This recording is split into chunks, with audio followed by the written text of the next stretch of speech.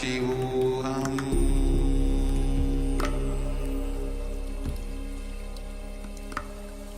Om Nithyananda Paramashivam.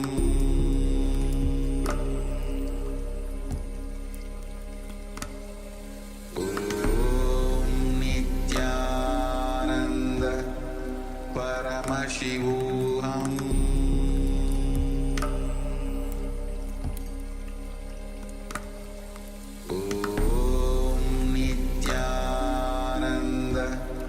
Paramashivam. Om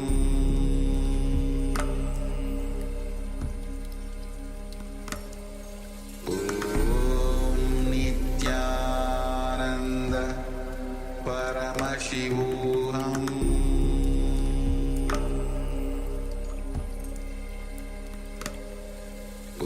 Om Nithyananda Paramashivam. Paramashivam.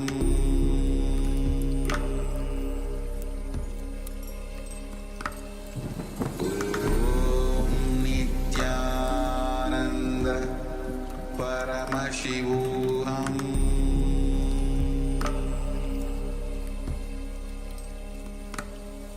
Om Nithyananda Paramashivam.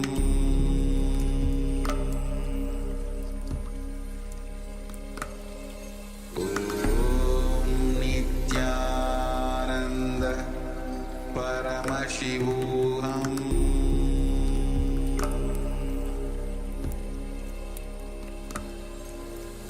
Om Nithyananda Paramashivam.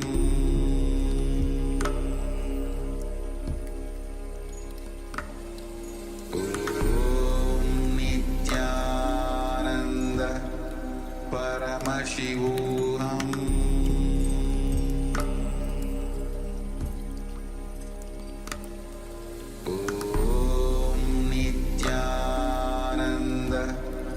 Paramashivam.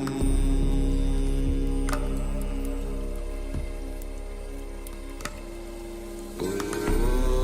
Nithyananda Paramashivam.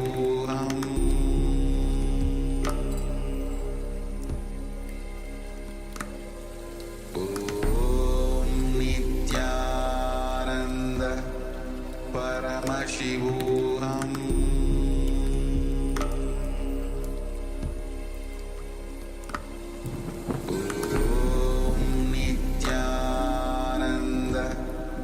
Paramashivam.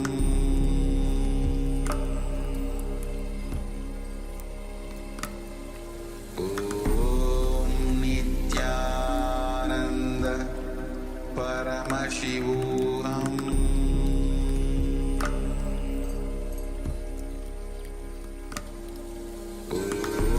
Om Nithyananda Paramashivam.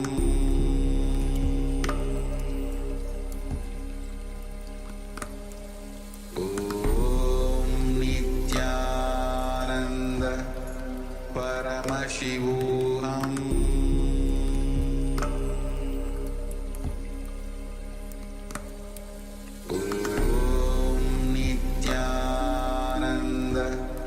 Paramashivam. Om Nithyananda Paramashivam.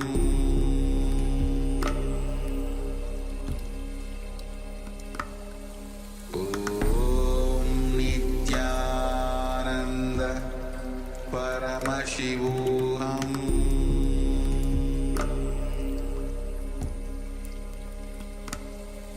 Om Nithyananda Paramashivam.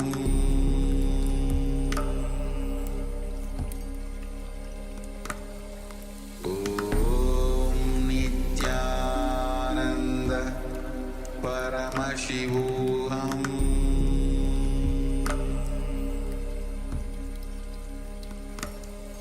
Om Nithyananda Paramashivam.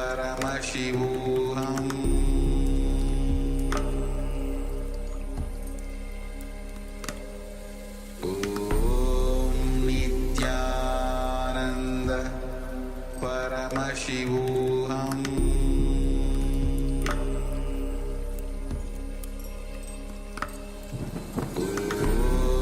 Nithyananda Paramashivam.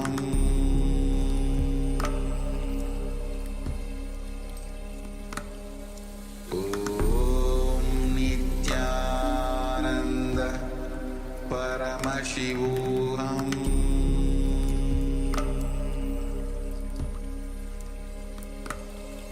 Om Nithyananda Paramashivam.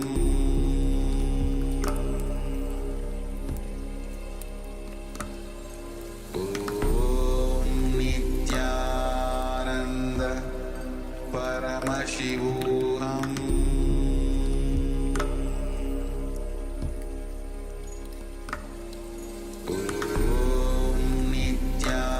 शकाब्दे अस्मिन् वर्तमाने व्यवहारिके प्रभवादीनां षष्ट्याः संवत्सराणां मध्ये क्रोधीनाम संवत्सरे उत्तरायणे लक्ष्मीवेङ्कटेश्वर ऋतौ मकरमासे शुक्लपक्षे द्वादश्यां शुभतिथौ भानुवासरयुक्तायाम् आर्द्रानक्षत्र विष्कम्भयोग भवकरण एवं गुणविशेषण विशिष्टायाम् अस्यां शुभतिथौ श्री कैलासोन्नतद्वादशान्तश्यामलापीठ श्री मीनाक्षी सुंदरेश्वरा भिन्न स्वरूप परशिवपुत्ररत्नकुमार गुरुमन्यतुल्यावतार श्री पार्वती स्तन्यपान लब्ध दिव्य ज्ञान विश्रुत सकल निगमागमधारभूत द्राविड वेद प्रवक्त्रे श्रीमत् परमशिव करुणा समधिगत मुक्तामय चतुरश्रयान गीयमान छत्र चामर श्री छिन्न काहलादि समस्त बिरडावल्यलंकृत ज्ञान विज्ञान चक्रवर्ती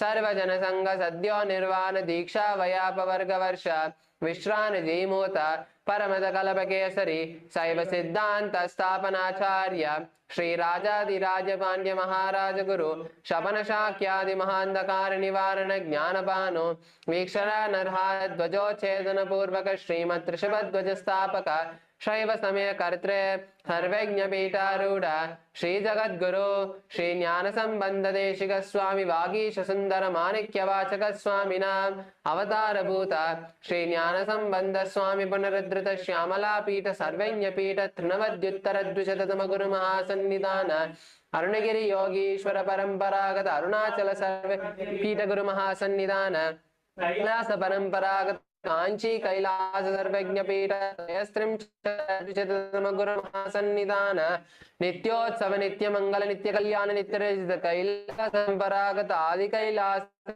पीठ महासंस्थान महासिंहासन पीठ करते साक्षात् श्री परम शिव समुद्भूत कैलास परंपरागत वैवस्वतमनुक्ष्वाको हरिश्चंद्र भगीरथ श्रीरामचंद्र सूरसेन इत्यादि नवचिन्न सामचक्रवर्ती परंपरागत चतुष्षष्टि योगिनी मंडित चतुष्षष्टि संप्रदाय प्रवर्तक मनुधर्म शासन सूर्यवंश प्राप्त सर्वज्ञ पीठ सुरांगी साम्राज्य मूर्धाभिषिक्त चूड़ामणि साक्षात् श्री परमशिव समुद्भूत कपिल महागुरु पुनरुद्धृत महानिर्वाणि अष्टोत्तर सहस्र श्री महामंडलेश्वर साक्षात् श्री परमशिव समुद्भूत श्री महागणपति समारंभ अनवच्छिन्न पीठाधीश्वर गुरु परंपरा प्राप्त अष्टोत्तर सहस्रतम अष्टोत्तर सहस्र श्री अटल पीठाधीश्वर धर्म मुक्ति स्वर्गपुर स्वर्ण पीठ त्रयोदश पीठ सर्वज्ञ पीठ जगद्गुरु श्री कैलास पुनरुद्धारक श्री कैलास परमाचार्य श्री परमहंस परिव्राजकाचार्य वर्य सच्चिदानंद प्रणव स्वरूप श्रोत्रिय ब्रह्मनिष्ठ श्रीमज्जगद्गुरु श्री भगवत श्री नित्यानंद परमशिव श्री ज्ञानबंध देशिकाचार्य स्वामिनां प्रीत्यर्थम तेषां पादारविन्दयोः भक्तिसिद्ध्यर्थं गुरुकृपाकटाक्षसिद्ध्यर्थं क्षेमस्थैर्यवीर्यविजय आयुरारोग्य ऐश्वर्याणाम् अभिवृद्ध्यर्थं धर्मार्थकाममोक्षचतुर्विधफलपुरुषार्थसिद्ध्यर्थं परम शान्त्यर्थं समस्तमङ्गलावाप्यर्थं भगवत् श्री नित्यानन्द परमशिवप्रसादेन सकुटुम्बस्य ज्ञानवैराग्यजीवन्मुक्तिप्राप्त्यर्थं पूर्ण आरोग्ययुक्त दृढगात्रयौगिक शरीरसिद्ध्यर्थं परमशिवशक्ति आविष्करणार्थं नित्यानन्दयोगाभ्यासं करिष्ये. Now please wash your hands with an uddharni of water. Om apaupasprisya.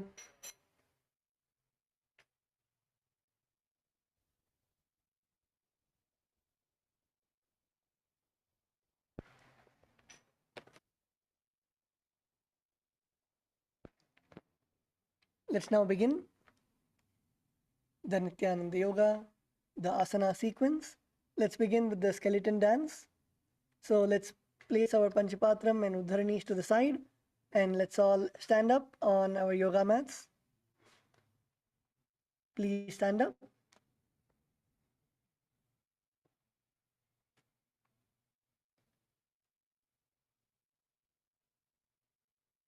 Visualize yourself as a skeleton without any flesh, muscles, skin. Visualize only the bones in your body.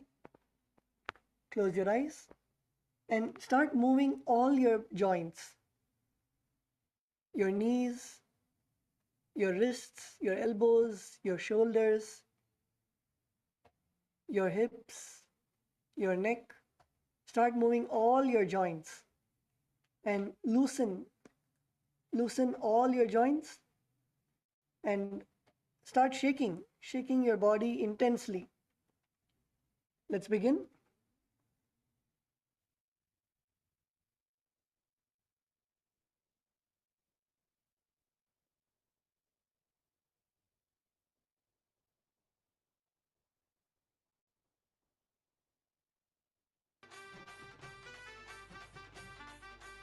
ஆறாப்படி எடுத்து அருவரத்தன வரவரம் ஆபத்திர காளிய கருப்பு சாமிய பெத்தவ தேவிய வல்லவ தாமிய முன்னோரை என பேச்சிய தலம் மலது திரு கோபுர கட்டவே ஆலாம்பண்ணுக்கு அழகு புப்புத்தி நித்திய வரளமு ஜலக்கி ஆலாம்பண்ணுக்கு அழகு புப்புத்தி நித்திய வரளமு ஜலக்கி நித்யானந்தம் நித்யானந்தம் நித்யானந்தம் ஆனந்தம் நித்யானந்தம் ஆனந்தம் நித்யானந்தம் நித்யானந்தம் நித்யானந்தம் ஆனந்தம் நித்யானந்தம் ஆனந்தம்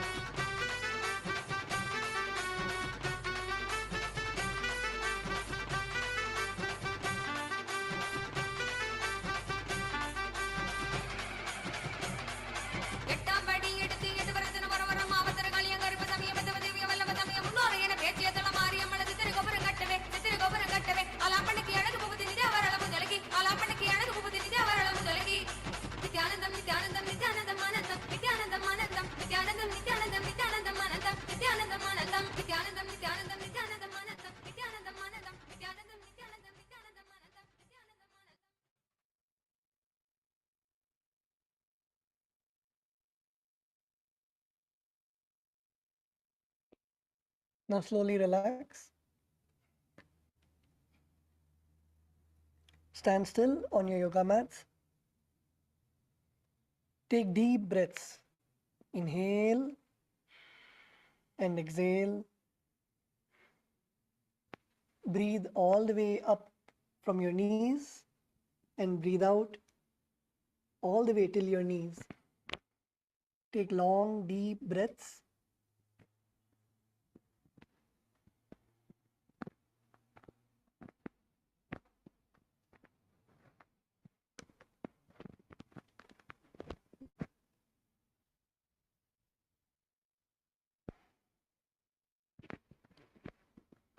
Feel the energy flowing through you.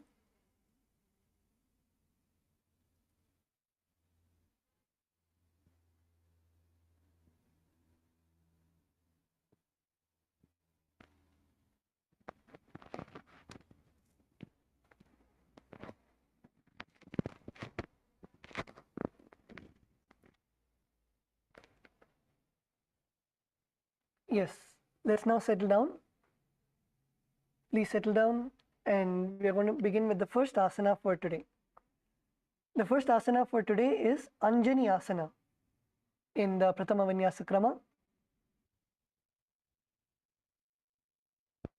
So sit in a comfortable position and then extend your legs in front of you.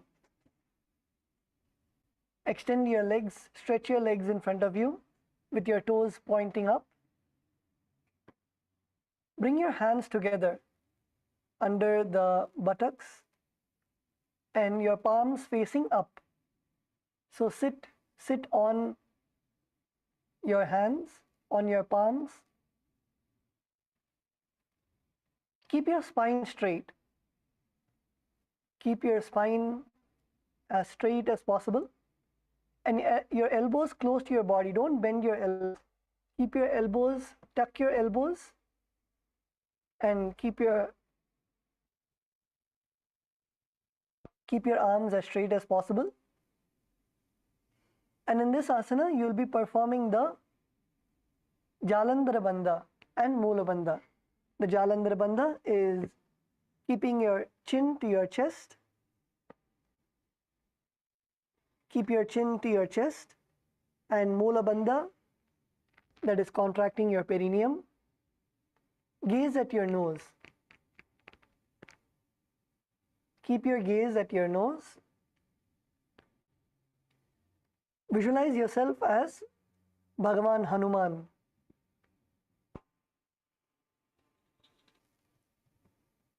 And the pranayama is Rechaka Kumbhaka. So that is first exhale, slowly exhale the prana, empty your lungs, and then hold your breath, and then inhale slowly. First, empty your lungs, hold your breath for a few seconds, as long as it's comfortable for you, and then inhale. This is the Rechaka Kumbhaka. And perform the japa of Mahasada Shivoham.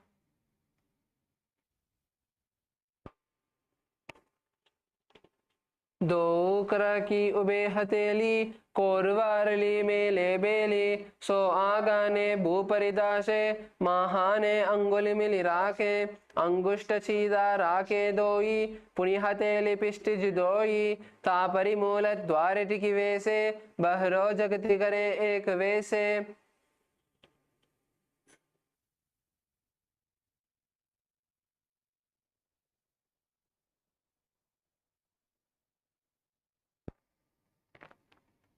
Yes, now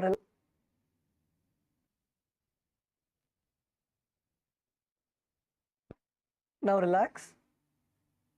The next asana is Paschimottanasana. So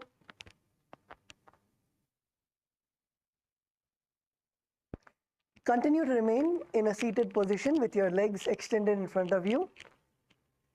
Now what you're going to do is you're going to raise your hands up to the sky and bend down from your hips. bend down as much as possible from your hips, and you're going to catch your toes. Perform the prana mudra, that is keeping your index and middle fingers together, and catch your toe and pull your body all the way down. So your forehead is touching your knees. This is the Paschimottanasana.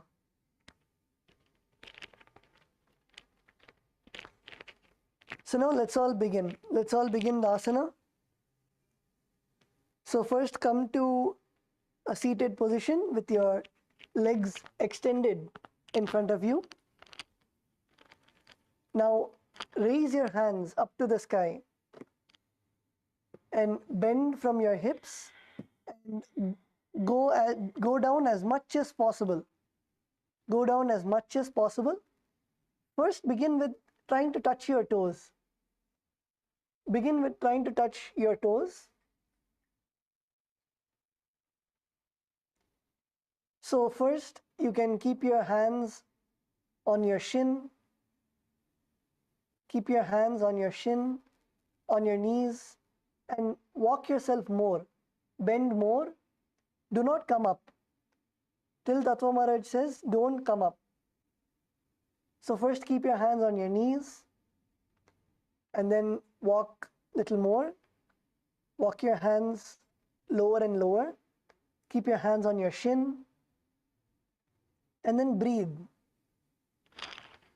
Inhale and exhale and inhale again, and this time when you exhale, walk more forward and try to touch your toes.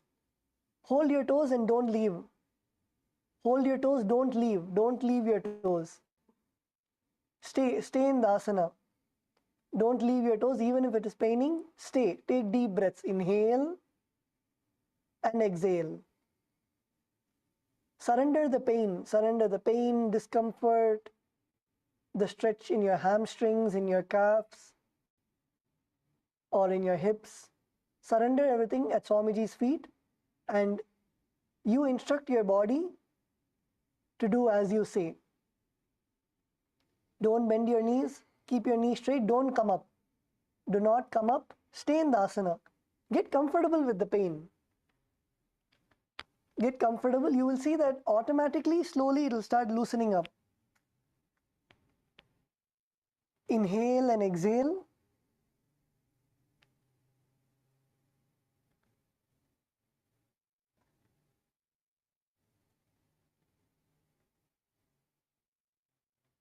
Now, if you can touch your toes, that's good. Try to slowly bounce up and down. If you're able to touch your toes and if you're comfortable, that's good. Slowly try to bounce up and down and slowly bring your knees to your elbows to your knees now. First, bring your elbows to your knees. Try to touch your elbows to your knees, your shin. Bounce up and down. Inhale, and when you exhale, go down. Again, inhale, exhale, go more down. Do not come up. Do not relax. Keep your muscles stretched. Go as low as you can. And stay in the asana. Become comfortable with the asana.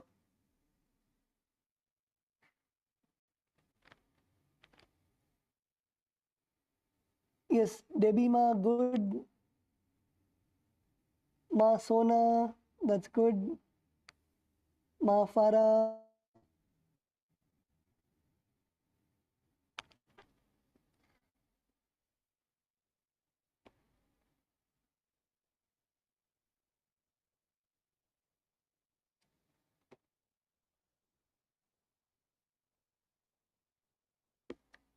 Continue to stay in the asana. Yes, Murliya, yeah, that is good. Keep going down. Keep pushing yourself down.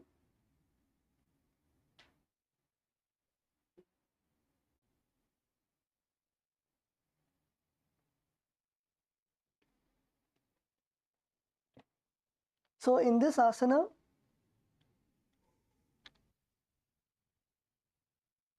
Your fingers will be in the prana mudra. The prana mudra is your index and middle fingers together. Visualize Swamiji in your inner space. In this asana also you will be performing the Rechaka Kumbhaka, that is exhale, completely empty your lungs and then inhale. So each time you exhale, go down, focus on the exhalation. Each time you exhale, go more and more down. And the bandha is Mahamudra Bandha.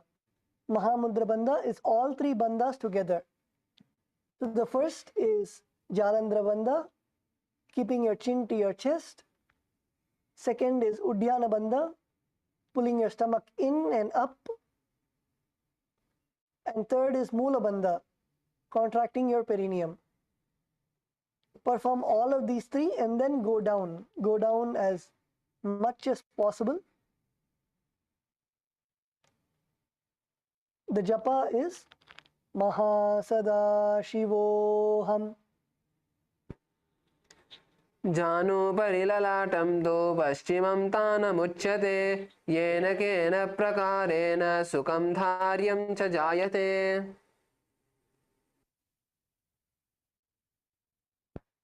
Now relax. You can now come up. Come up and you can loosen up your legs. Loosen up your thighs.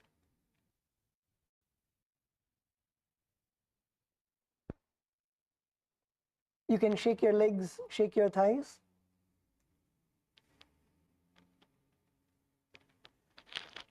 The next asana is Ugrasana. So in Ugrasana, continue to have your legs extended in front of you. Clasp your hands behind your head. Your hands should be in the Parashu Mudra. Keep your hands in the Parashu Mudra, that is, interlock your fingers and keep it behind your head. Clasp your hands behind your head and now lean your chest forward, lean forward and down, bringing your head to your knees. Bring your head to and engage all the three bandhas. This is the Ugrasana. So let's all now get into the asana. So first, sit with your legs extended in front of you. Sit straight. See head, neck, and spine in a straight line. Keep your straight, your back straight. Now clasp your fingers in the Parashu Mudra and interlock your fingers and bring your fingers behind your head. Now inhale and exhale. When you exhale, perform all the three bandhas. That is the Jalandhara Bandha, bringing your chin to your chest, Uddiyana Bandha, pulling your stomach in and up, and Mula Bandha, contracting your perineum, and then come down. Come down as much as possible. Try to touch your elbows to your knees. First, touch your elbows to your knees and stay.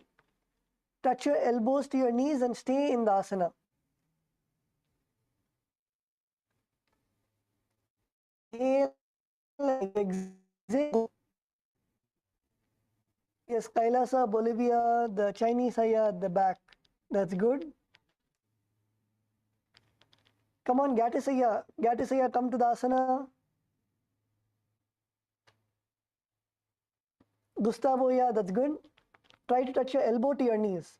Inhale, and when you exhale, keep going closer. And it's okay, feel the stretch in your hamstring. Feel the stretch, and you will see it will start loosening. You drop the fear or incompletion or the pain at Swamiji's feet, and you keep pushing yourself and do the asana. Yes, Sandeepaya, that's good. Little more down. You can even come together as partners and you can help push. You can help push your partner as much as they are comfortable with.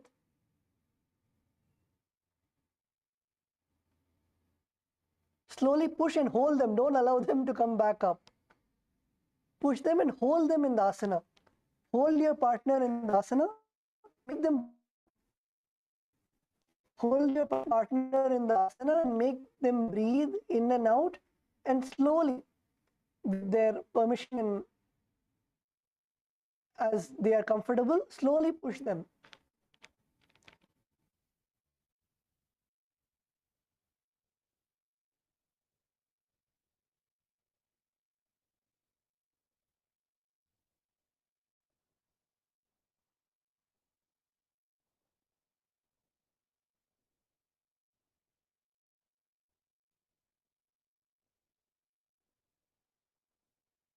So you can hold the back of your partner, stand behind your partner, and slowly push your partner down.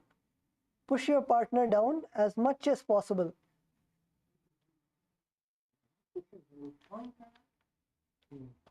Push your partner down and make them breathe. Make them breathe in the asana.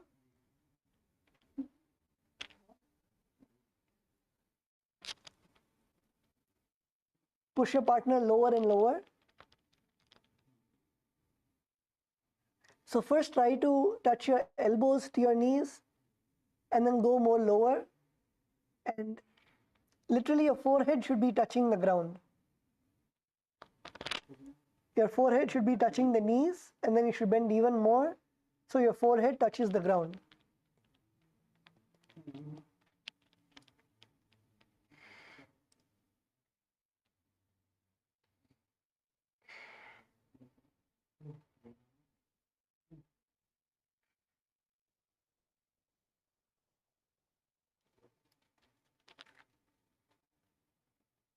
Yes. So the mudra, your hand should be in the Parashu mudra. Visualize Devi Kali, Goddess Kali in your inner space. Goddess Kali is the ferocious form of Devi Parashakti. Perform the Rechaka Kumbhaka. That is, first exhale completely. Exhale all the air out of your lungs. Keep your lungs in. Then hold your breath for a few seconds, as long as you can, and then inhale. Perform the Mahamudra Bandha, that is all three bandhas. The Jalandhara Bandha, placing your chin on your chest, Udyandha, putting your stomach in and up, and Mula Bandha, contracting your perineum, and then exhale and come down. Come down as much as possible. And perform the japa, Mahasada Shivo.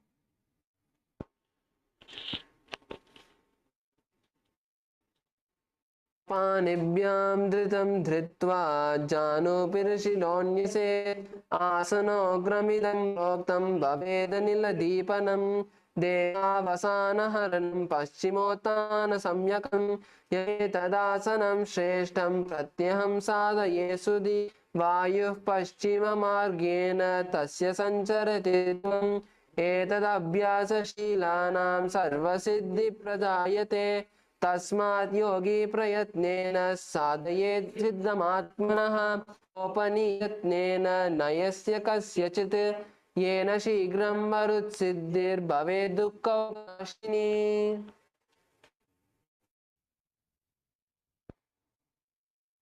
Now relax, slowly come up.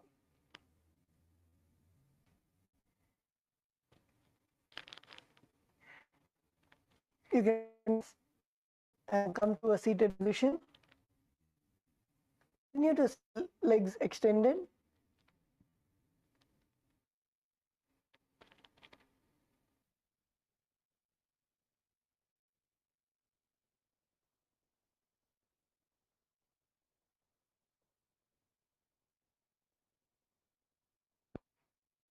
The next asana is Marichi asana. So continue to sit with your legs extended in front of you. Now first we'll be bending. Bend your left leg. Bend your left leg and bring your heel to your perineum. Bend your left leg and bring your heel to your perineum. Now what you'll be doing is slowly extend your hands in front of you, and with your left hand,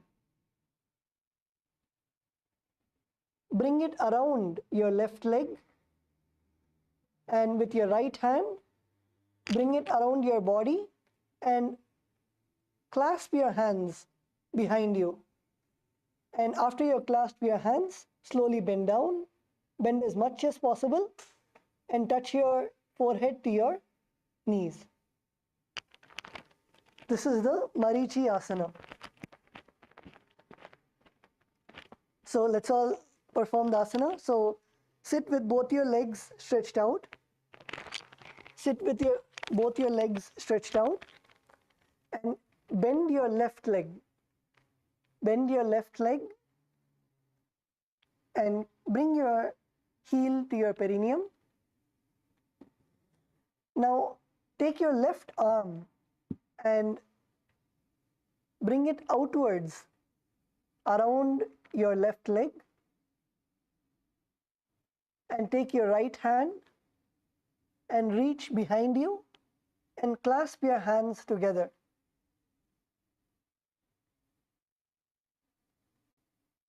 Clasp your hands together. Feel the stretch in your hips, in your thighs. And now slowly bend towards the leg that is extended in front of you. So that is your right leg. Bend your forehead down and touch your forehead to your right knee. Yes, Gatisaya, come on, do the asana.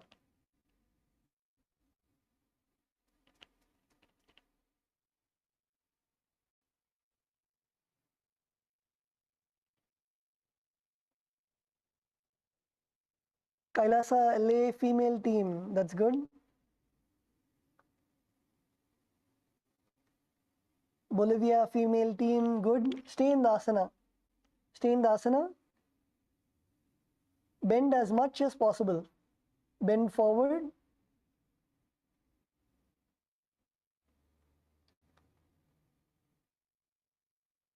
Bolivia male Chinese team, that is good.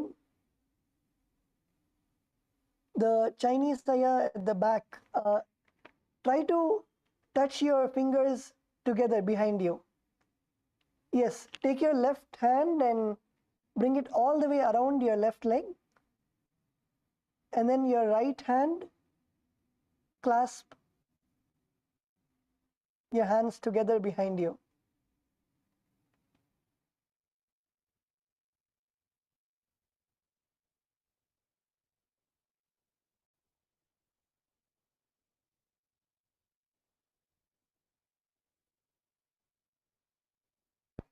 Try to interlace your fingers behind you and then bend forward and touch your forehead to your knees. Bring your chest to your thighs. Bend as much as possible.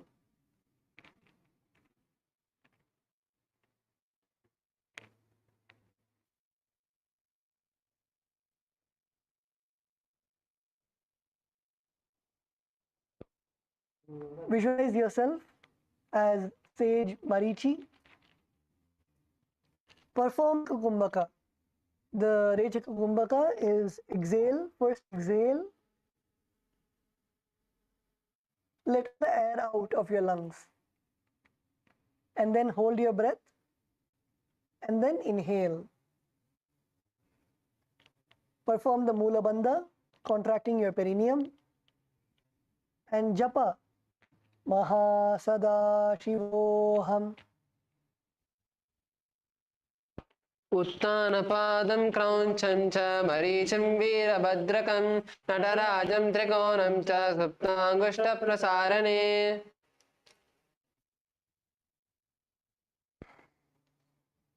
Now relax. The next asana is Mahamudrasana. So in Mahamudrasana, just let your knee fall. Your knee will have been raised up. Let your left knee fall to your side on the ground.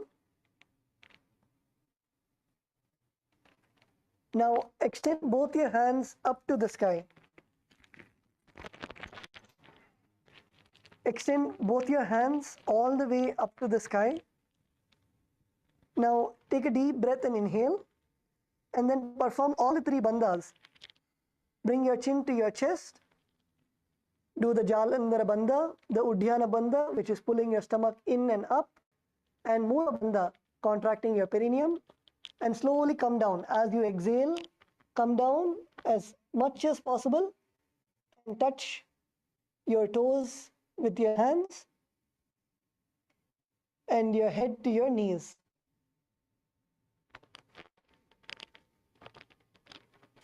This is the Mahamudra.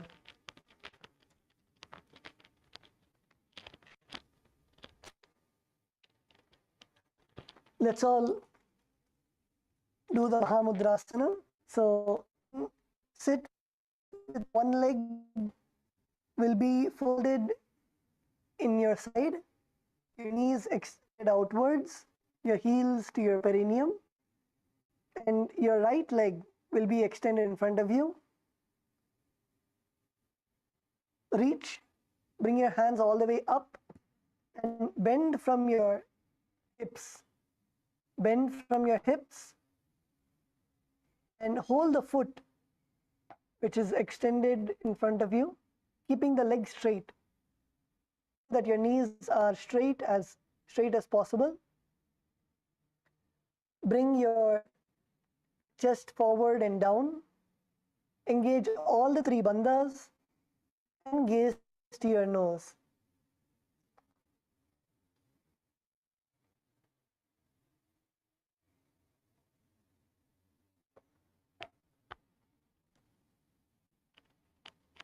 Reach as much as possible. Reach as much as possible. You can even take the support of your partner.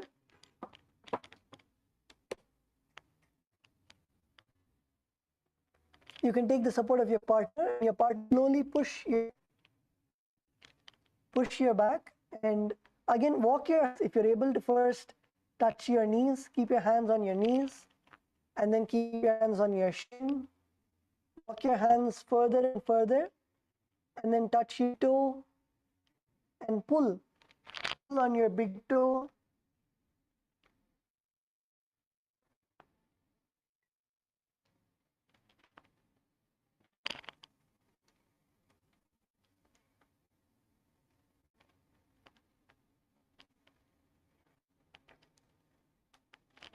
Reach as possible. Stay in the asana. Do not come out of the asana.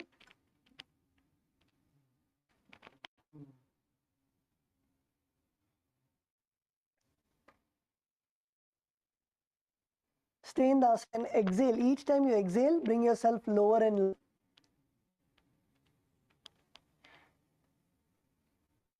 And in this asana, visualize Swamiji in your inner space. Gaze to your nose.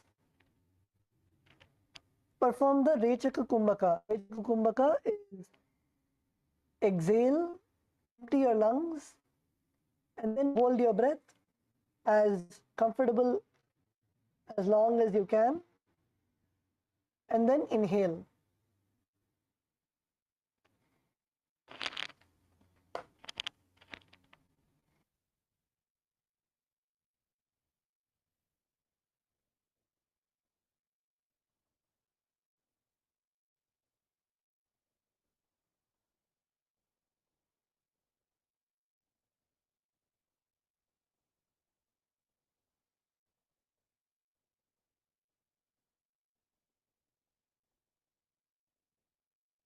And perform the japa.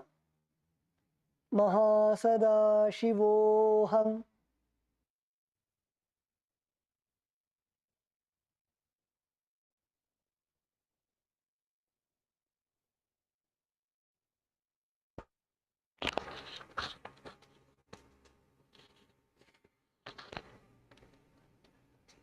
महामुद्रां प्रवक्ष्यामि तन्त्रिन्मम वल्लभे यां प्राप्य सिद्धिं च कपिलद्या पुरागताः.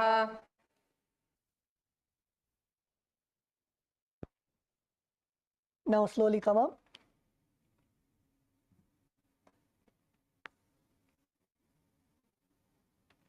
The next is the Marichyasana, other side. So now extend your left leg forward and bring your right leg to your perineum. Bring your right heels to your perineum, your knees extend upwards. Now take your right hand, and bring it all around your right leg, and take your left hand and clasp your right hand behind you. Clasp both your hands behind you, your right hand going over your right leg. Now bend forward and bring your forehead to your knees. Bend forward and bring your forehead to your knees. This is the Marichyasana on the other side.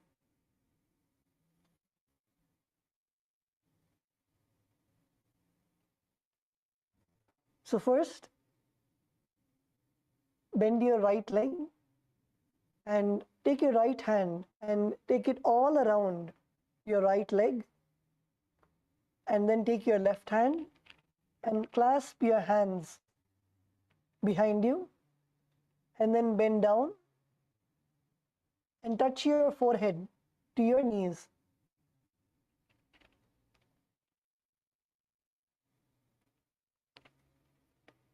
In this, visualize yourself as sage Marichi. Perform the Rechaka Kumbhaka, that is, exhale, hold your breath, and then inhale. Perform the Mula Bandha, contracting your perineum, and Japa, Maha Sada Shivoham. उत्तानपादं क्रौञ्चं च मरीचिं विभद्रकं नटराजं त्रिकोणं च सुप्ताङ्गुष्ठप्रसारणे.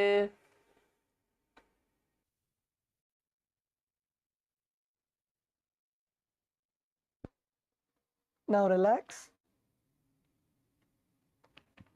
Asana, Mahamudrasana on the other side. Whichever the right knee raised up, let your right knee fall to the side, down. Bring your right knee to the ground, and your right heels should be at your perineum. Now raise your hands all the way up beside your ears, and then bend down. Bend down as much as possible. Bend down towards your left leg, which is extended in view, and hold your foot. Hold your foot, keeping your knees straight. Keep your left knee straight and bend down and reach as much as possible. You can take the support of your partner also. Reach as much as possible. Your hands should be holding your feet and straighten your knees and bring your forehead to your knees. Bring your forehead to your knees.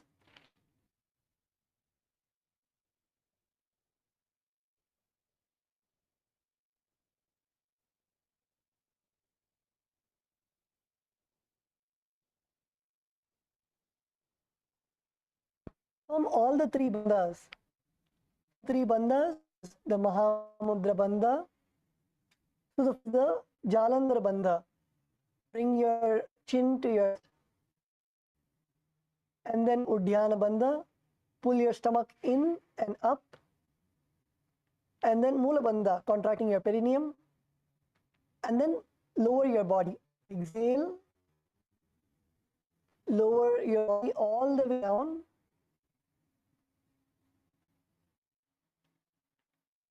Catch your hands, catch feet with your hands, and bring your forehead all the way down so your forehead touches your knee. Stay in the asana. Unclutch from any of the pain. Pull in your hamstrings, in your thighs, in your back. Surrender the pain at Swamiji's feet. Visualize Swamiji in your inner space. The pranayama that you'll be performing is the Rechika Kumbhaka.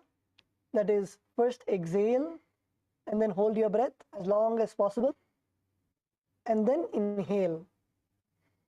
Perform all the three bandhas and japa.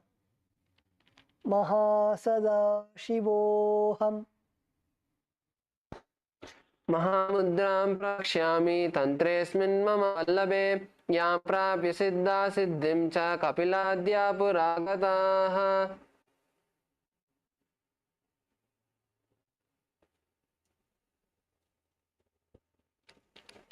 Now relax. Come up.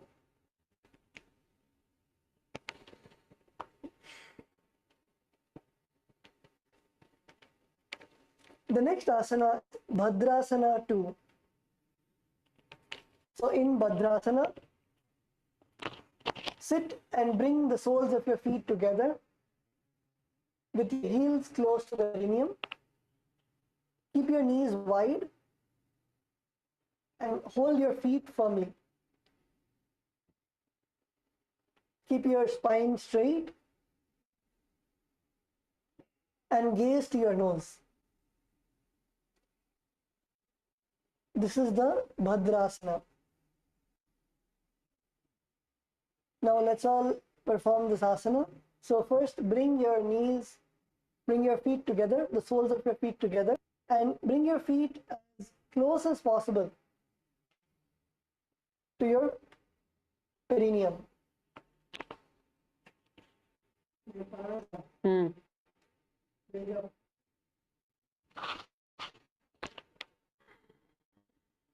Heels to your perineum. Bring the soles of your feet. Now keep your knees wide. Keep your knees wide as possible and push your knees all the way to the ground. Stretch, feel the stretch in your inner thighs and knees all to the ground. Push your knees as much as possible. You can even push with your hands. Push your knees as much as possible. So your knees and thighs touch the ground.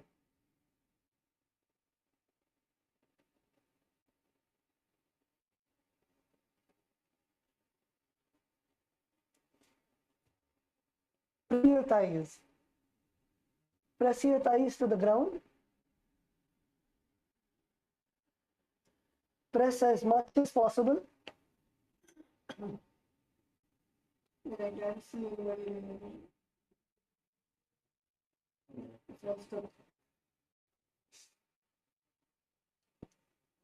Yes, Kailasa, Bolivia, female team. That's good.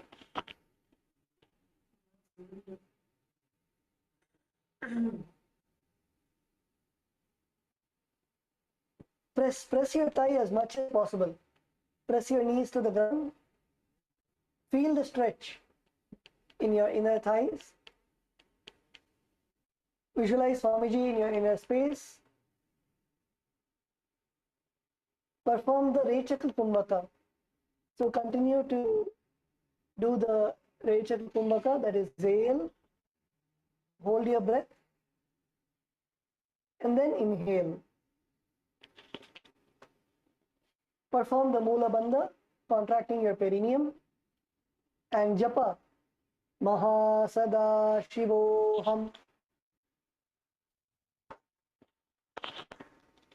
गुल्पौ च वृष्टनस्यादः श्रीवन्याः पार्श्वयो क्षिपेत् पादपार्श्वे तु पाणिभ्यां धृतं बद्ध्वा सुनिश्चलं वसनं भवेदेतत् सर्वव्याधिविशापहम्.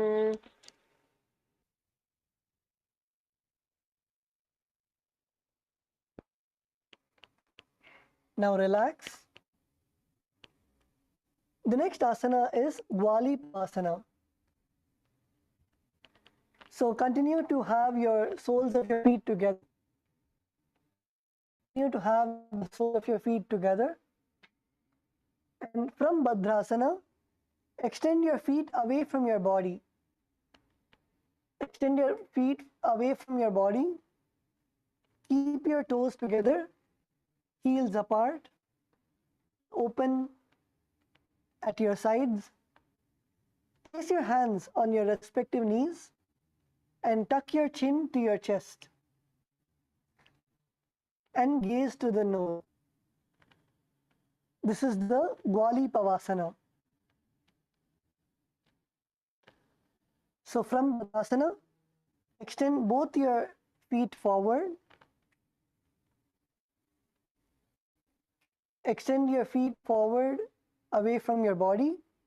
Make sure that your toes are together, your heels are apart from each other. Make sure that your knees are open to your sides and place your hands on your respective knees. Place your hands on the respective knees and push your knees down. Push your knees down as much as possible. Push knees. Your knees literally be the ground. Push your knees as much as possible. Place your hands on your respective knees and tuck your chin to your chest. Perform the Jalandhara Bandha. Your chin to your chest and perform the Mula Bandha, contracting your perineum. Gaze to your nose. Keep gaze at. Visualize Swamiji in your inner space. Perform the Rechaka Kumbhaka, that is, first exhale. Bring all the air out of your lungs. And then hold your breath. And then inhale. And form the japa. Sada Shivoham.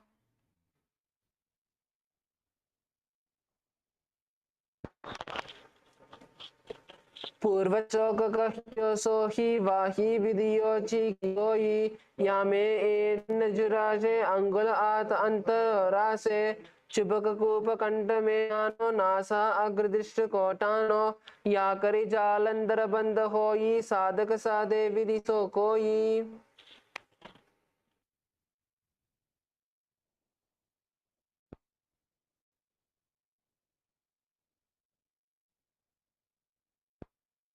Now slowly come up. The next asana is Joni asana. So keep the soles of your feet together and heels close to your perineum. Keep the soles of your feet together and heels close to the perineum.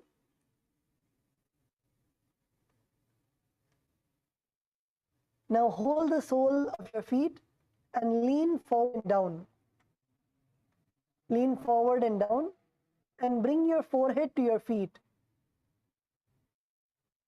Bring the forehead to your feet and gaze to your nose.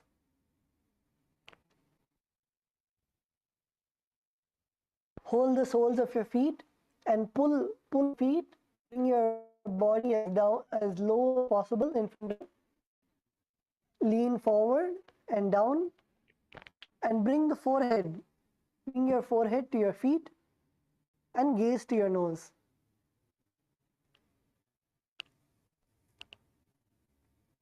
This is the Joni asana.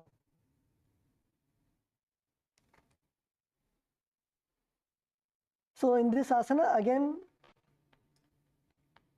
catch your feet and pull your body as low as possible. Feel the stretch in your inner thighs. Feel the stretch in your waist, your back. Pull your feet and touch your forehead to your feet and gaze at your nose. Visualize the Yoni Mandala.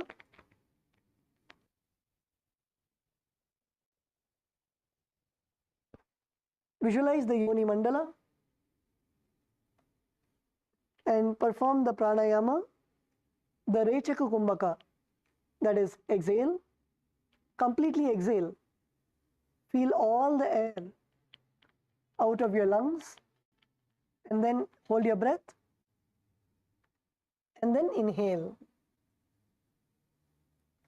Perform the Mula Bandha, contracting your perineum, and japa Maha Sada Shivoham.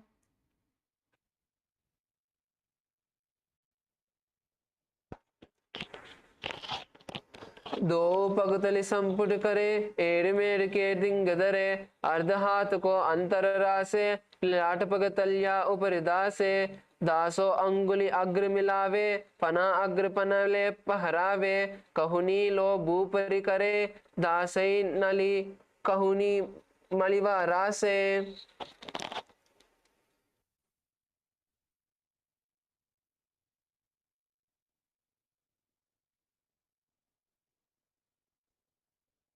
Now relax and come up. The next asana is Midakipavasana. So in this asana, continue to sit and keep your heels together.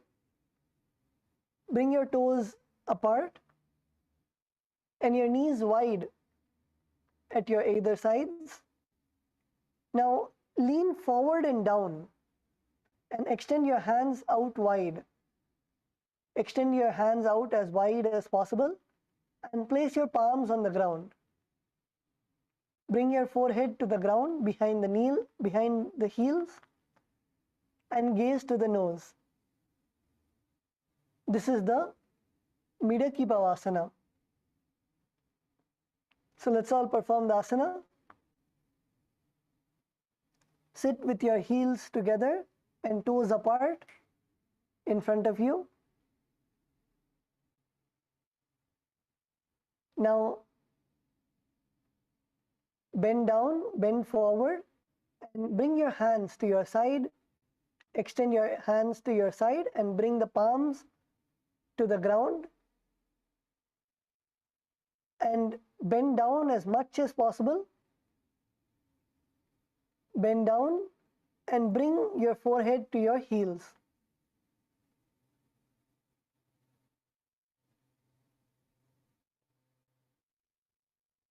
Yes, you can take the help of your partners also.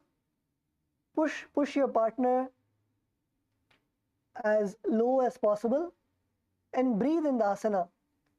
Inhale and exhale. Each time you exhale, go more lower.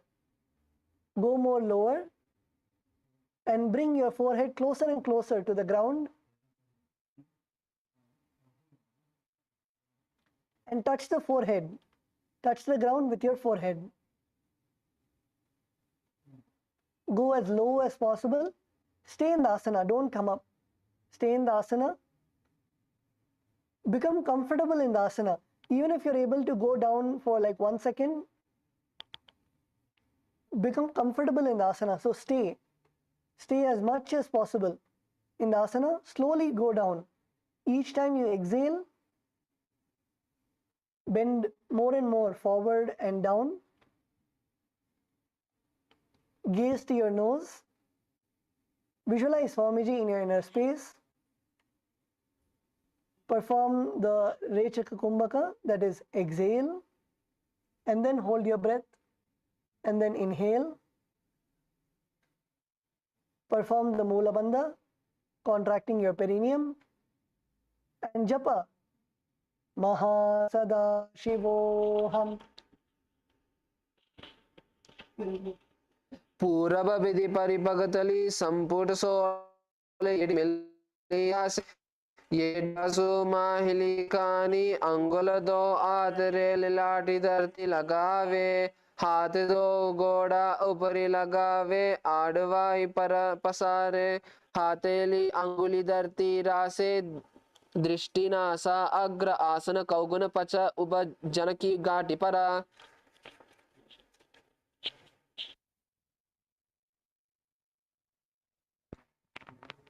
Now slowly come up, relax. You can now slowly come up.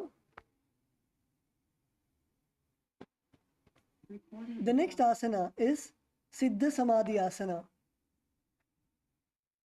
So in Siddha Samadhi Asana, sit and keep your toes together, heels apart, in front of you. Bring your toes together, heel apart in front of you. Now take both your arms. Take both your arms and bring it below your shins. Take both your arms, put them under your legs, under your shins, and extend your hands out and keep your palms facing up. Bring your forehead to the ground above the feet.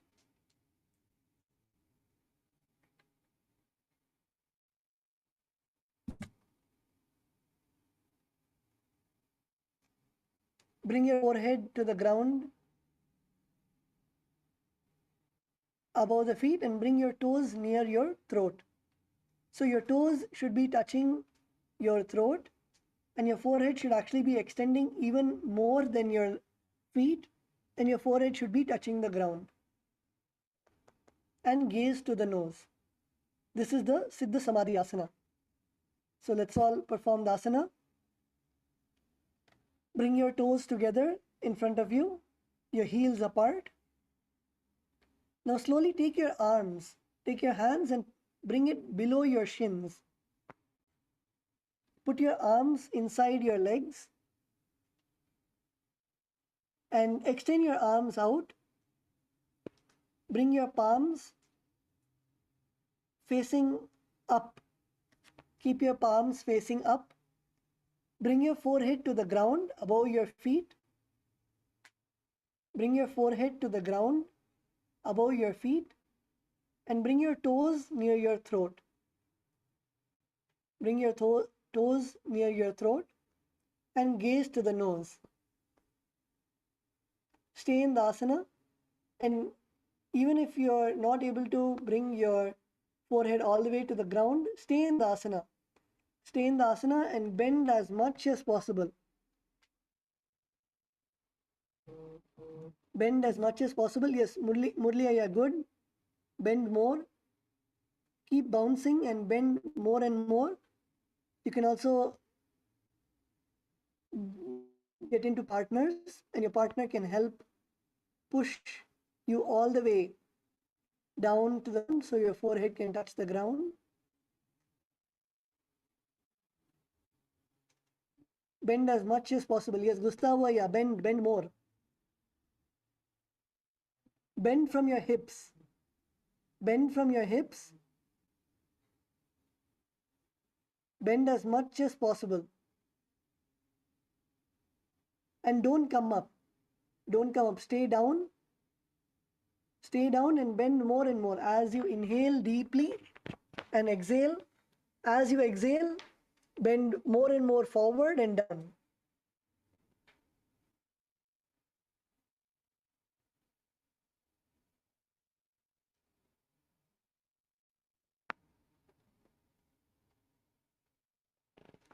Gaze to your nose. Visualize Bhagavan Paramashiva in your inner space. Perform the Rechaka Kumbhaka, that is exhale and then hold your breath and then inhale. Perform the Mula Bandha, contracting your perineum, and japa Mahasadaशिवोऽहम्.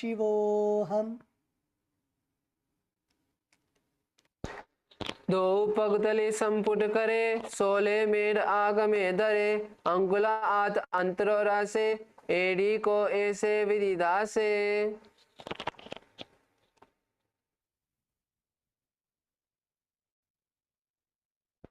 All of you can now slowly relax, come back, be seated.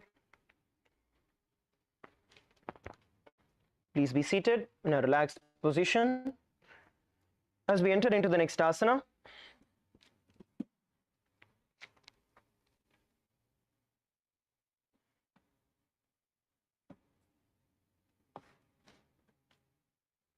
the next asana we are all going to be performing is going to be the Chinaki Pavasana. We are all going to perform the Chinaki Pavasana together.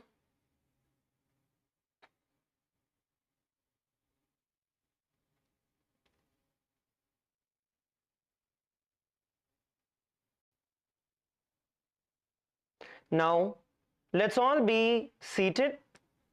Bring our heels together, toes apart.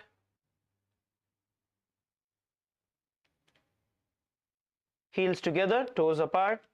And hold the feet and open them up, bringing the soles towards the sky. Just like how you open a notebook, just open them apart. And with your elbows, you're going to press onto the thighs. Press onto the thighs. And then you're going to bring your gaze towards your nose. Bring your gaze towards the nose.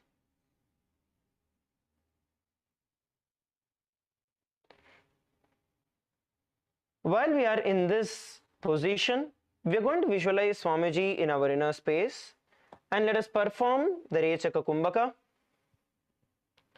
Let us all perform the Rechaka Kumbhaka. You're going to exhale completely, emptying the entire air from your stomach, and hold the internal japa Om Nithyananda Paramashivam.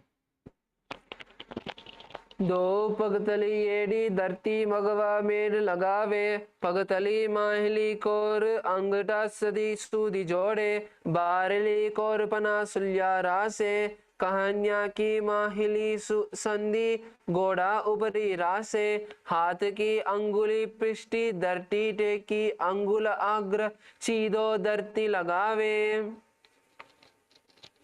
Slowly relax, you can come up. The next asana is going to be a variation of this, which is going to be the Charapata Chokasana. In Charapata Chokasana, as we are having our feet together and heels them, you are now going to place your hands on top of your knees and you are going to press them down onto the ground. We are going to be pressing the hands onto the knees and press them down towards the ground. Get your feet as close as possible to your perineum. Get it as close as possible to the perineum and then continue to do it. Get it as close and then press it down. Because the more closer you get, your knees will go up. So the point is getting it as close as possible and then pressing it down towards the ground. So let us all perform the Charapata Chokasana. In the Charapata Chokasana, you're going to visualize Swamiji in your inner space and we are going to be performing the Uddiyana Bandha and the Rechaka Kumbhaka. So first we are going to perform the Rechaka Kumbhaka, which is exhale completely, making sure all the breath is out of your stomach, and then suck your stomach in and up, pull your stomach in and up into the Uddiyana Bandha and hold in this position. With the internal japa Om Nithyananda Paramashivam. दो पगतली संपुटिदारे आगाने कर jar पसारे गोड़ा भूसो लगता रासे हाथ दो गोड़ा परिदासे अंसीमा हिली उपरिताने गोड़ा दावी भू परिताने दृष्टि त्रिकुटी रासे गोई चरपट चौक कहावे सोई. Please relax. Please relax. The next asana is going to be Bhairavasana. We are all going to be performing the asana. We are going to try doing the asana, all of us together. In Bhairavasana, what we are going to now do is, being seated in this position, you are going to rotate your feet inward and pull it towards your body. We are going to show how we can do this, a couple of techniques that will help us perform this asana. So as all of you can see on the screen, first thing that you need to do is, as you are in a seated position, okay, you are now in a seated position. In this position now, you're going to bend your feet together. So here if you see, the heels will actually become tight. Now when your heels become tight, make sure that they are placed in the equidistant. So it's not like one is forward, one is back. Don't place it that way. Make sure that they are all placed together. Once it is in this position, now slowly lift your feet. So you're going to mainly feel the tightness over here. You're going to feel the tightness over here. But you will see that your feet are getting tightened, your heels are getting tight, and hold in this position. Your hands, you can push your body up. What you can also do is, for it to be a little easier, you can also lift your butt up into the air. So you can hold here for a few seconds and then you can sit down. Let us all perform the asana. Now, relax, let's do it together. Come back to the seated position. The focus we are going to be keeping here is getting the feet closer. So the heels are pressing each other tightly, okay? That is the focus here. Let's all do it together. Now, pull your feet in, your heels pressing each other tightly, against each other tightly, and hold wherever you can. If you're able to pull all the way in, it's okay. If not, how much ever you're able to pull it and hold. Mahara, come on, let's do it.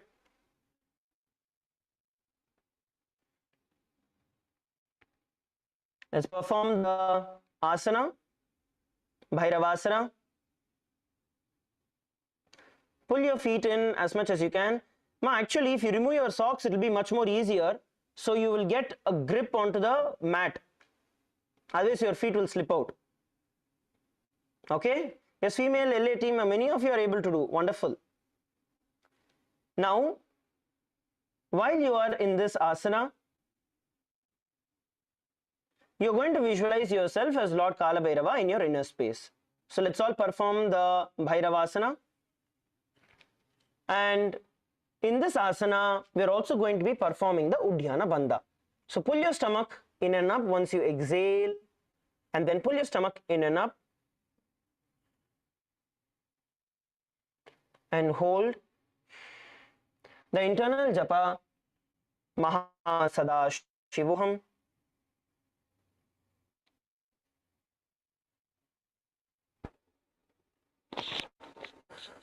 Gulpo sampidya chanyonyam yutkrame notitam shanaihi janvo pashvagato hasto dandavad bhairavasanam.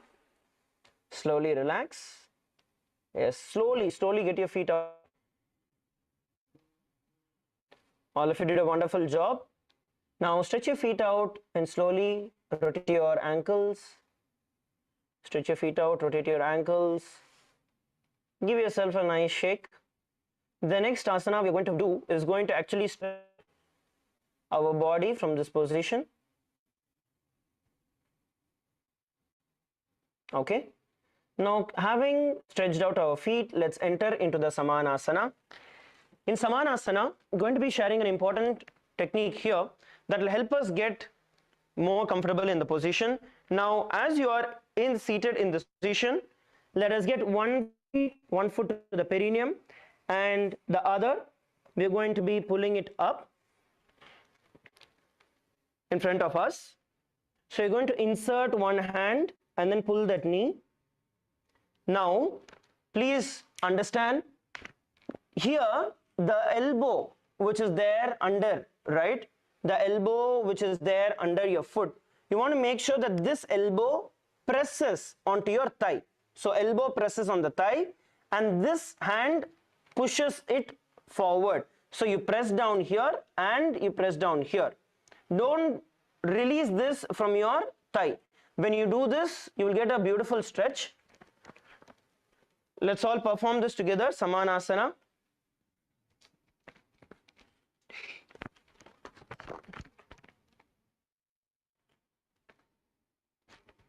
Let's perform the Samanasana together. Okay, you need to make sure that your elbow presses onto your thigh as you are pulling your foot forward.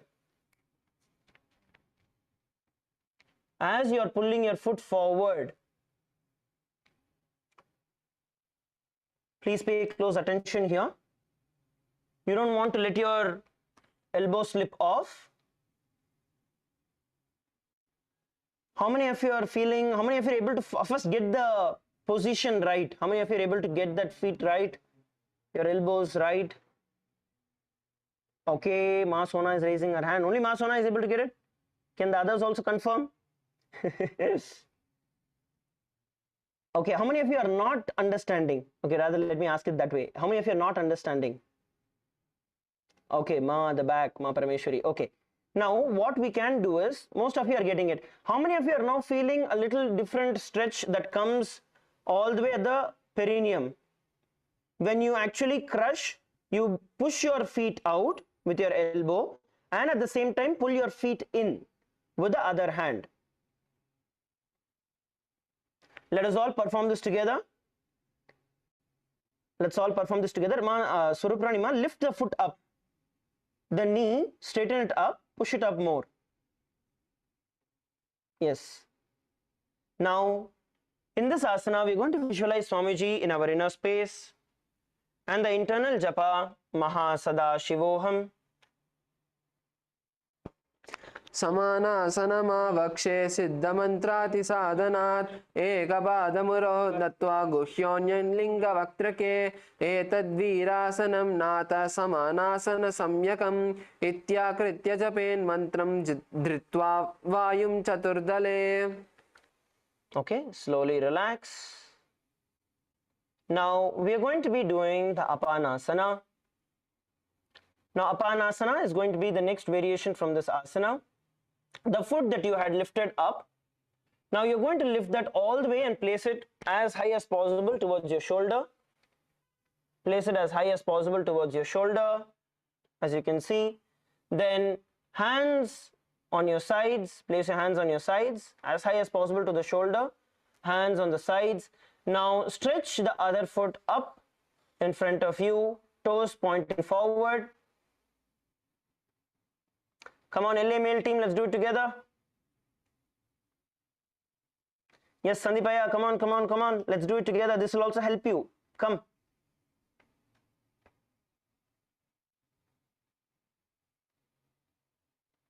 Okay, let us all perform the Apanasana. Come on, lift and hold. Lift and hold at least for a few seconds. Come on. Lift, lift, lift. Now, you want to lift as much as possible and hold the position. So you can either see, if you place it just near your elbows, then you will hold it only this much. Okay. But if you're able to lift it as high as possible, getting it on top of your shoulder, as close as possible to your shoulder, then your foot will stay on top. Now in this position, stretch your feet out. Just to make it a little easier, what you can do is cross your foot and just take support here. This is for those of you who need support, but if not, you can stretch your foot forward. Let us all perform the asana together. Ready? At a count of 3, we are going to lift our foot up towards the sky. All of you get ready, get into the positions. Ready? 3, 2, 1. Come on, lift. Visualize Swamiji in your inner space and the internal japa, Maha Sada Shivoham. केवलं पादमेकं च स्कन्धे चारोप्य यत्नतः एकपादेन गगने तिष्ठेद् दण्डवत् प्रभो अपानासनमेतद्धि सर्वेषां पूरकाश्रयं कृत्वा सूक्ष्मे शीर्षपद्मे समारोप्य च वायुभिः तदा सिद्धो भवेन्मन्त्रपानापानसमागमः अपानासनयोगेन कृत्वा योगेश्वरो भुवि. Okay, relax. Almost 3 times all of you tried to drop your foot thinking the mantra is over. But the mantra didn't end and it just kept prolonging and prolonging. Okay. Okay, fine, good. But you guys held on to it, which is very good. Okay. Now we are going to be doing the Samanasana on the other side. We're going to perform the Samanasana on the other side. So bring your other foot close to the perineum. Bring your other foot perineum and in the gap between your thigh, calf, and hold on to the foot. Now once again, make sure you are keeping the elbow. Okay, you want to focus and keep the elbow onto your thigh. You don't want to send your elbow in. Okay, you want to make sure that you are getting your elbow on the thigh, pressing onto the thigh. Now while this hand is pressing onto the thigh, with this hand you're going to pull the foot towards your shoulder. Pull the foot towards your shoulder as high as possible. See, some of you are pushing it all the way here like this. Now there is a difference when you push it all the way as high as possible towards your shoulder.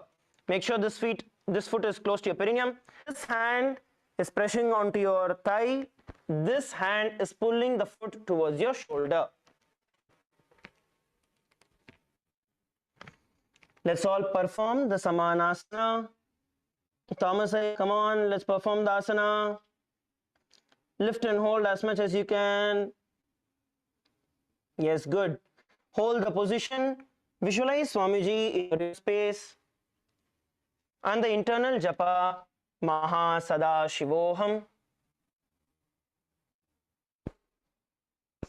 समानासनमावक्षे सिद्धमन्त्रादिसाधनात् एकपादमुरोगुलिङ्गके एतद्वीरासनं नाथ समानासनसंज्ञकम् इत्याकृत्य जपेन्मन्त्रं धृत्वा वायुं चतुर्दले. Okay, relax. Now we are going to be entering into the next asana, which is going to be Apanasana. In Apanasana, the foot that we had placed over our shoulder, we are going to get it back on top of our shoulder as high as possible,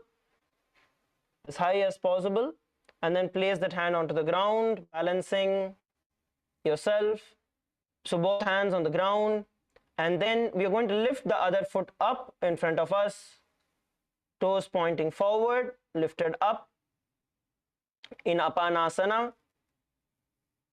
Now, if you feel a little hard, you can cross your foot and take the support, but don't drop your foot. We are going to be chanting the long pramana for this, and all of us are going to hold on to it. Okay, all of you get ready to enter into the position. Legs down, let's do it together. One leg up the shoulder. Let's get ready to enter into the position. Ready? 3, 2, 1, lift. Visualize Swamiji in your inner space and the internal japa Mahasada Shivoham. केवलं पादमेकं च स्कन्धे चारोप्य यत्नतः एकपादेन गगने तिष्ठेद् दण्डवत् प्रभो अपानासनमेतद्धि सर्वेषां पूरकाश्रयं कृत्वा सूक्ष्मे शीर्षपद्मे समारोप्य च वायुभिः तदा सिद्धो भवेन्मन्त्र प्राणापानसमागमः अपानासनयोगेन कृत्वा योगेश्वरो भुवि. Okay, relax. Wonderful.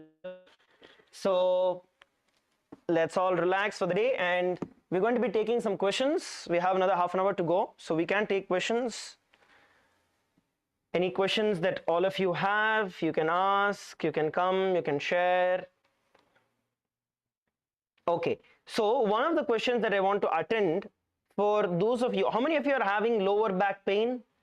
Any of you having lower back pain? Raise your hands. Any of you? Yes, Sandipaya, yes, I got it. I'm actually attending for you only. Who is this guy? Murali is lying down and raising his hands. Okay. All right. Anybody else in female team? Okay, Ma Farah is raising the hand. Anybody else in female team? I'm going to come to Bolivia next. Okay. Couple of people here. Okay, let's go to Bolivia. Bolivia female team. Anybody having little lower back pain? Can you raise your hands?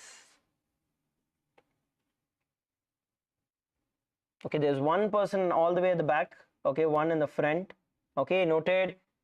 Anybody in the male Bolivia team, if any of you are having lower back pain, can you raise your hand? Okay, fine. All right, okay. So all of you relax. I'm going to be sharing a couple of details over here. First and foremost being that lower back pain comes due to two reasons. Okay? One is that, for example, let's take Murli Aya, okay? Or see, if you have not done yoga for a very long time, then the body becomes tight. Now, when you start doing the yoga, when you start relaxing, at that time, the body starts getting adjusted. Now, there are two different things. One, where it pains at your muscular level, which is more on a superficial level. And then the other is where the pain goes, let's say, at the spine, which is at more at like a poking pain at your backbone, that kind of a pain. Now, as long as it is just in the muscular level, which is what most of you should be feeling at this point in time, it is nothing to be majorly concerned about. Two things we need to do. One, stretches. Two, by doing the asanas more and more only, we will be strengthening the core. And back muscles are directly supported by your core muscles. And don't think that only when we do exercises, the core is going to build. No. When we hold poses, when we hold positions, they also build our core muscles. So I'm going to be sharing with every one of you different tips that we can, that is going to help with both of this. One, stretching. Two, building your core strength at the same time. Okay. The first thing is going to be based on a kumbhaka. We are going to be doing the Bastrika. Okay. We are going to be doing the Bastrika Pranayama.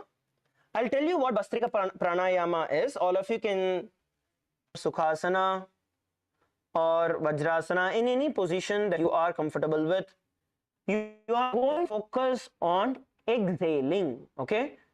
Just focus on exhaling in a swift motion and let the inhalation happen by itself. We are going to do this for a few seconds. Now, when we start doing this more and more intensely, it directly strengthens our core. So sit straight. You need to sit straight in this. Sit straight. See, sitting straight will become part of our comfortable position, relaxed position. Okay. Let us now perform the Bastrika. Just exhale, short, sweet breaths. Focus on exhaling.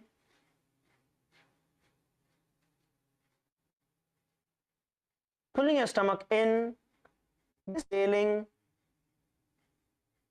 short breaths, quick exhalations, and let the air come in by itself. Let's do this for a few seconds.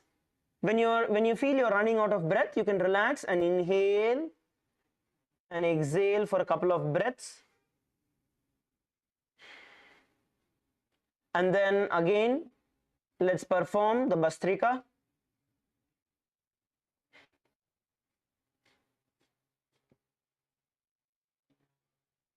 Your only focus is going to be exhalation, not inhalation. Inhalation happens by itself. Just focus on exhaling.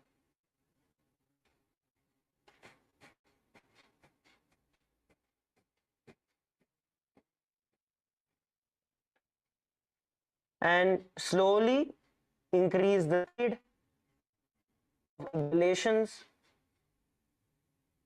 slowly increase the speed, elevation.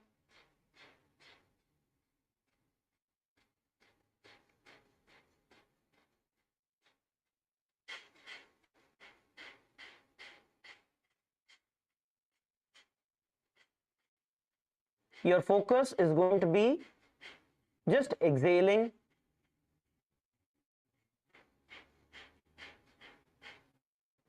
Relax, please relax.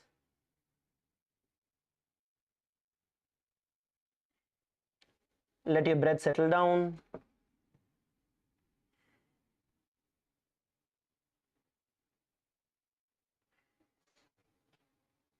Just inhale and exhale slowly. Inhale and exhale slowly. Inhale and exhale slowly.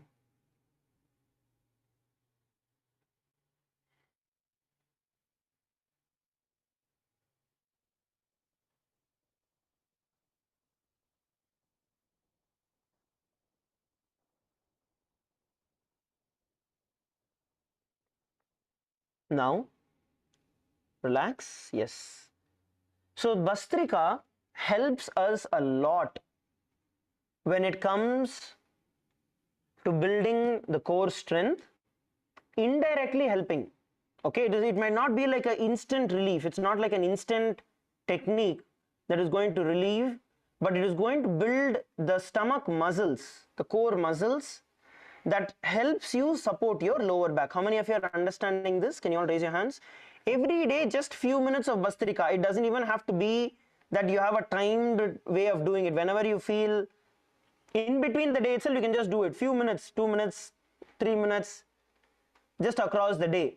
If you do the Bastrika, you will see that you start building the inner muscles to support your back. So this is as far as pranayama is concerned, that will help you with the lower back. Now let us look at the exercise or the asana, a stretch that will help us with regards to the lower back.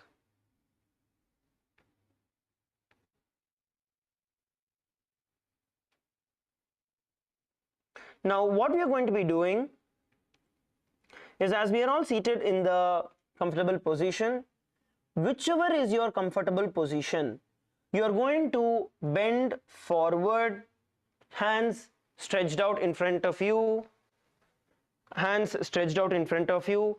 The whole focus is going to be you getting your shoulders all the way to the ground and stretch your spine forward with your hands stretched out as much as possible, and you need to do this consciously. So you're going to pull your spine, stretch your spine in front of you.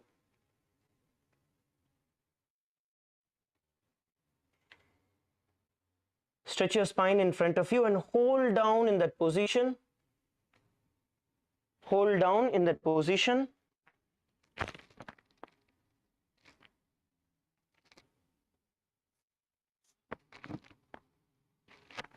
Hold down in that position.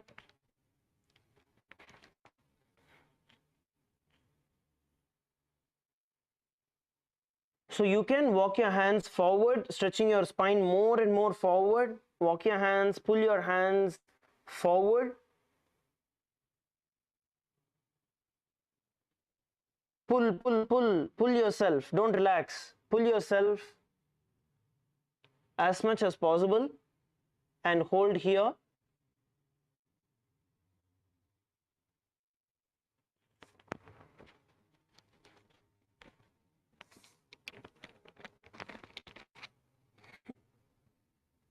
Slowly relax, come up to your seated position.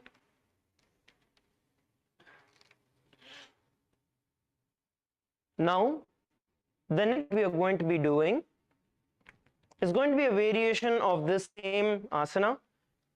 You're going to open your feet out slowly, just leave your feet open.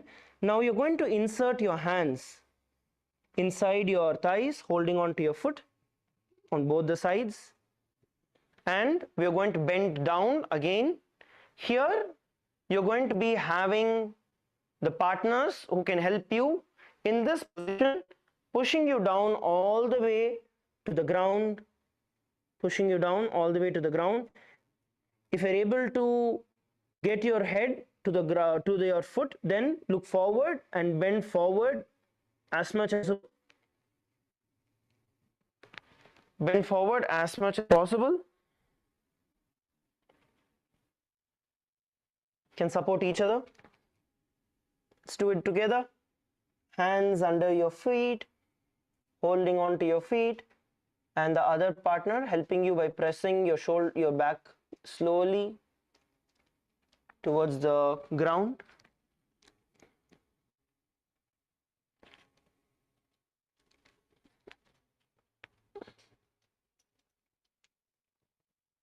Let's all do it together.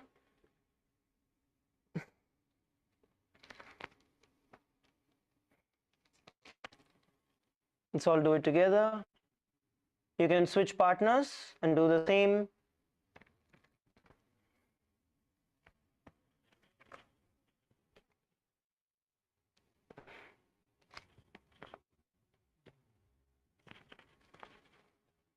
Okay.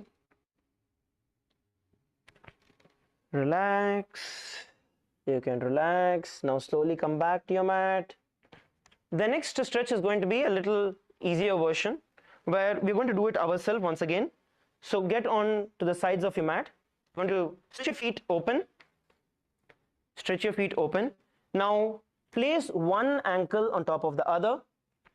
So if you're placing the left on top of the right, we are going to turn towards the left. So now you're going to get this hand as much as possible and remove this hand. This hand is going to be in air. You're going to exhale and turn. Exhale and turn, making sure your feet are continuing to be straight. Exhale, keep exhaling as much as you can as you twist yourself more and more. And if you want to push yourself a little further, then you can place hand also on the ground and push with both your hands, ensuring that you continue to be straight. Ensuring that your feet continue to be straight. Go down as back as possible and turn. Ma Sona, you need to go a little more back, like lie down, like more towards the ground. So many of you are sitting straight. See, this will only be effective for you if you do this way. Hold on. If you do it just like this and then turn, this is not what we are doing. What we are doing is going backward. Okay, we're going to place our hands as extended as possible and then turn. So you want to make your body as close as possible to the ground. So you're not seated up, you are going as much as possible towards the ground. Let us do it together.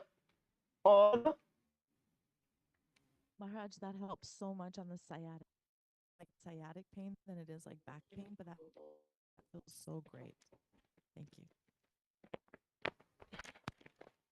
Sorry, Ma, can you repeat? Maharaj, that feels so much better. It's not even back pain as it is sciatic going down the leg. Pain so feels really great with the legs stretched out instead of being this position, but this one helps the sciatic going down the leg. It feels really great. So thank you so much. Wonderful, Ma. That's great. The focus here is going to be lying down as much as possible. Of course, you're not going to lie, but you're going to pull your body as close as possible to the ground, making sure your feet are stretched in front of you. It's very important because if your feet twist, then you will not get that stretch. So you want to make sure that one foot is always on top of the other and then pull yourself. Sandeep Bhaiya, you can also try this. This will actually help you.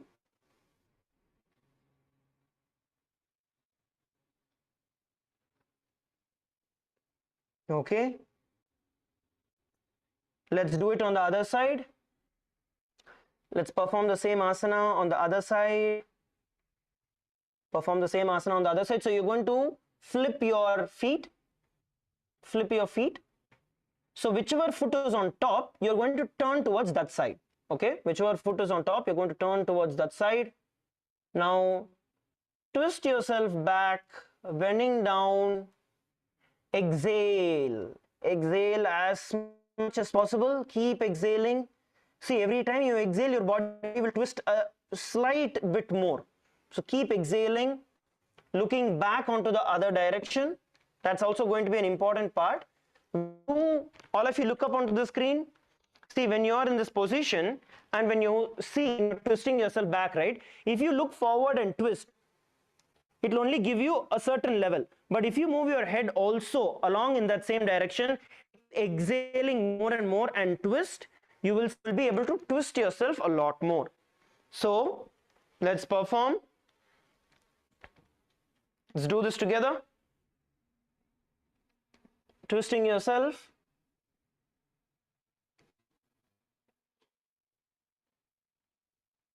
Okay, twist yourself. You can do it towards the left, towards the right. Okay, come back and be seated. Please be seated. Okay, so these are a couple of stretches that I do, and of course build the entire strength ability. That is concerned, the entire sequence, the Nityananda Yoga, whether it is the Prathama Vinyasa Krama, Dvitiya Vinyasa Krama or Tritiya Vinyasa Krama, all of these overall build body that is required. A lot of these things take a little time to progress and build that strength, but only by performing you're going to build the strength. Okay, yes. Sandeepaya, do you want to share how you're feeling?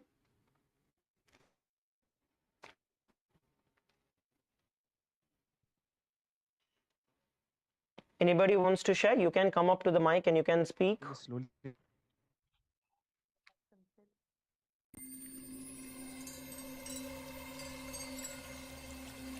I welcome you all with my love and respect.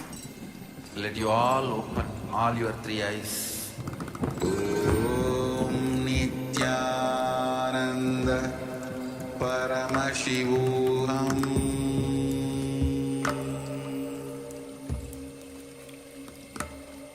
Om Nithyananda Paramashivam.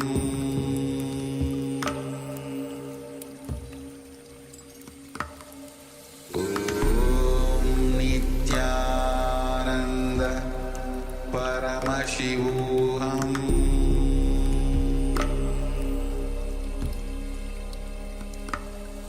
Om Nithyananda. The intention right at the beginning, the 11 times we do it, it's an internal japa, so we not Oh, okay. no. Yeah, I understand. You're speaking Mulamantra. So, Mulamantra Japa, you have to see the mantra happens as Ajapa Japa inside you. So, your mouth does not move, faulting the Japa. See, when we chant it externally, when we chant it internally, where we do not move our tongue or our teeth, that becomes Ajapa Japa. So, the Shiva Mula has to be chanted internally, and we need to make sure that our tongue and our teeth are not moving, but visualize that japa happening inside us. That's how Paramashiva tells the ajapa japa has to be done in the agamas. Lovely. Thank you very much for the explanation.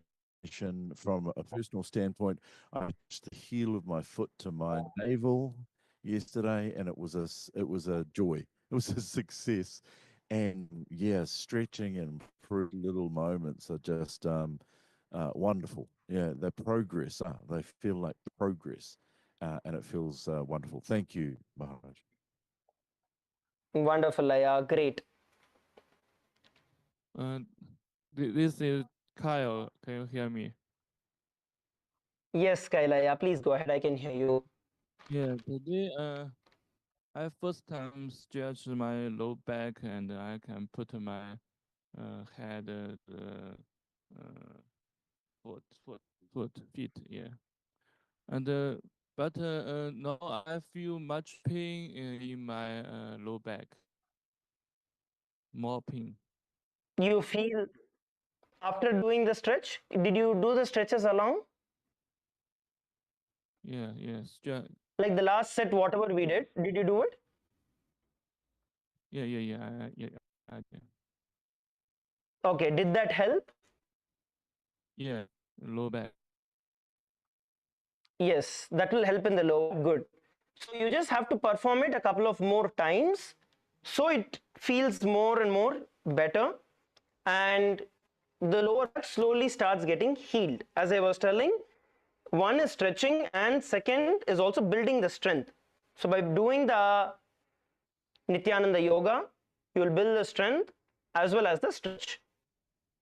Yeah, get it. Yeah. Okay, good. Yes. Bolivia team or female team, anybody has any questions or anybody else has anything you want to ask, share, you can unmute. Marriage, can I check? Can you share like how to loosen the knees? Like it feels tight. Is there any way that you can? Uh, Yes, loosening out the knees. So one thing that you can do is Balalingasana. Balalingasana is an excellent way which will help you loosen out your knees. So what you want to do here, you want to raise your knee up, and here once you hold on, pull it as much as possible close to your chest. So this will work on two things: one, your knee, and second, stretch onto your thighs as well. But what this actually does is that when you are getting yourself a full bend, it actually works on your knees. Then from here, when you your feet back, here once again you want to focus and pull this as back as possible, holding it as back as possible and pulling it as back as possible. From this variation, once again, when you drop your foot down into Virabhadrasana, you can drop your foot down into Virabhadrasana, hand your feet out and bend in knees and hold.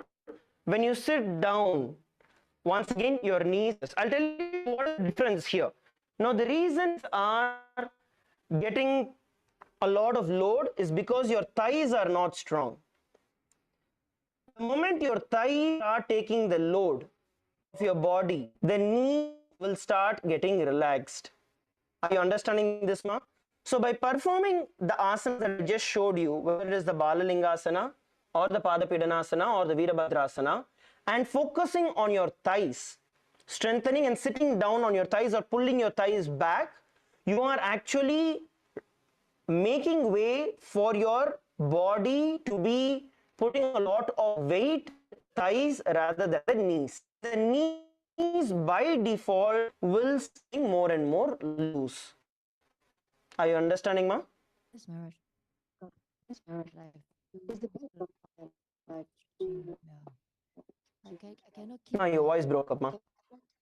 Maharaj, I feel like the back of my knees is not able to stretch Mm-hmm. out, and if I lift it up, I'm not able to keep it straight. It's like Mm-hmm. sometimes when, yeah, I cannot keep it like really straight. No, I understand that. That is okay. It is, don't worry about the more and more, the more we do the Nityananda yoga, the more and more it will start helping you. Okay, because it has to be built. The knee, the strength of the knee needs to be built over time. Many times our body weight, when we stand, we put it on one side, we put it on the other side. So we do not actually strengthen the knees. Knees can only get strong when the body weight is equally balanced out. So when you do the asana that you're doing, right, what happens is your body comes to a balance. When your body comes to a balance, the whole weight is dissipated through your entire body. It starts not just your knees, but your all other joints which are there, your calves, your ankles, your elbows, all of it starts getting better more and more to be able to hold on to the entire body weight. So you just have to perform more and more, and you will get back of it. Okay, thank you, Maharaj. And how about lower back? Able to bend, but for the back, I cannot. I had like a competent fracture before and a fracture before, so able to See, you bend. need to be careful. Understood. You need to do it carefully, comfortably, but pushing yourself little by little. See, if you had any external injury in terms of accident or surgery or in, then you need to perform it as much as you can. Okay, so don't take it too hard in terms of, okay, everyone is able to do, I'm not able to do. You need to look at your body, listen to your body. It's very, very important that all of us are able to listen to our body, how our body is responding, and flow accordingly. Okay, so if you had like the surgery, don't compare yourself with others who are able to do.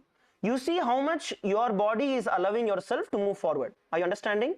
Listen to yourself and then push accordingly. Yes, Maharaj. Thank you very much. Yes, wonderful, Ma. I think we have time for one more question. Anybody else more question? Yes, Maharaj. Can you hear me? It's from Bolivia female team. Yes, Ma, Bolivia female team, I can hear you. Please go ahead. I have a question because I feel my thigh is always very tight, and sometimes I can do Padmasana, sometimes I cannot. Can you give me some suggestions? Yes, sorry, what is tight? I missed it. Your voice broke. The end of my thigh. Always Oh, been the very end of your back. Okay, understood. It is a simple technique I'm going to be sharing with you. Now, when we are seated, right, you're going to turn, I'm going to be showing you. It is going to be a lot focused on how you are. Now, first thing, you want consciously awareness to straight. Of doing, when you sit, you are sitting down on your spine. This is going to put a lot of pressure on your spine. Now, when you move your body up, here you're going to sit on your butt, the muscles. That way, you will see that the load does not fall on your backbone, rather falls on your muscle. That is why sitting up straight makes a lot of difference. Now, you need to do this consciously. When you are seated, you are going to bring your awareness and see, are you sitting down on your tailbone, or are you moving your body a little forward and sitting on your butt? When you automatically move your body forward, your back becomes straight automatically. So the easiest solution for what you're telling is, through the day, whenever you're sitting, bring this to yourself, sure that you're sitting with your back straight. And you can, another technique is that when you are having your back straight, see, your normally shoulders will be sunken down, rolled forward. But whenever awareness, see, just every time you have to do, but whenever you bring awareness, whenever you are aware that, okay, it's hurting a little, just sit up straight, open your shoulder out, roll your shoulder blades out, and just be seated in this position. So whenever you're bringing awareness, whenever you're able to remember, do this through the day, you will see that the lower back, the lower tip of your spine does not get stressed. Are you understanding, Ma? Yes. And I'm just wondering, like, because this area has always been very tight. The end of my thigh has always been very tight. And sometimes I can do Basana, but sometimes I cannot. So does Understood. I understand what you're telling. For that, you need to do this through the day. If you practice sitting up straight, just sitting straight through the day, it will bring in the change. You just try it today. And then tomorrow's yoga session, you see, you'll be able to perform it a lot better. Okay, I will try. Wonderful. I think it's time for all of us to end. Let's all come to, please sit up. Please settle down. Please sit up. Please sit straight. Bring your hands in front of your heart. Bring your hands in front of your heart in the Namaskara Mudra. And bring your awareness to your Ananda Gandha. Visualize on your inner space. And let's chant the Purna Mantra. Om Purnamadah Purnamidam Purnat Purnamudachyate Purnasya Purnamadaya Purnameva Vashishyate Om Shanti Shanti Shanti. Hari Om Tat Sat. Sarvam Bhagavan Sri Nithyananda Paramashivam Padukarpanamastu. Om Nithyanandam. Thank you everybody for joining in. Let's have a 45-minute break. The breakfast is ready for every one of us.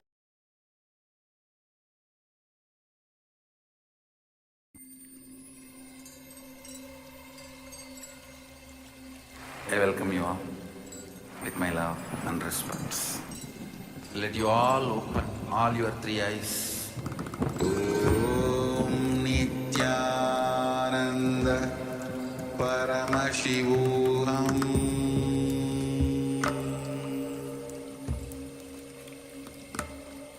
Om Nithyananda Paramashivam.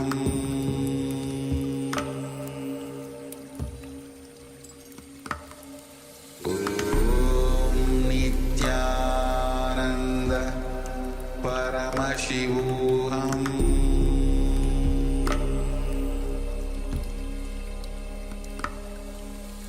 Om Nithyananda Paramashivam. Om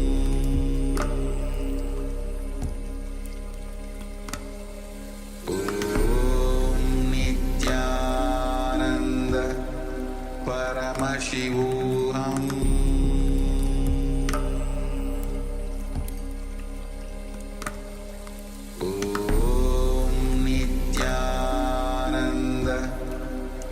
Paramashivam.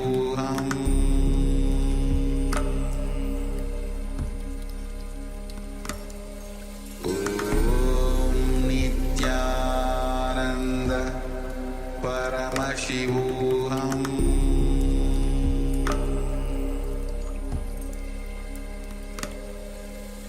Om Nithyananda Paramashivam.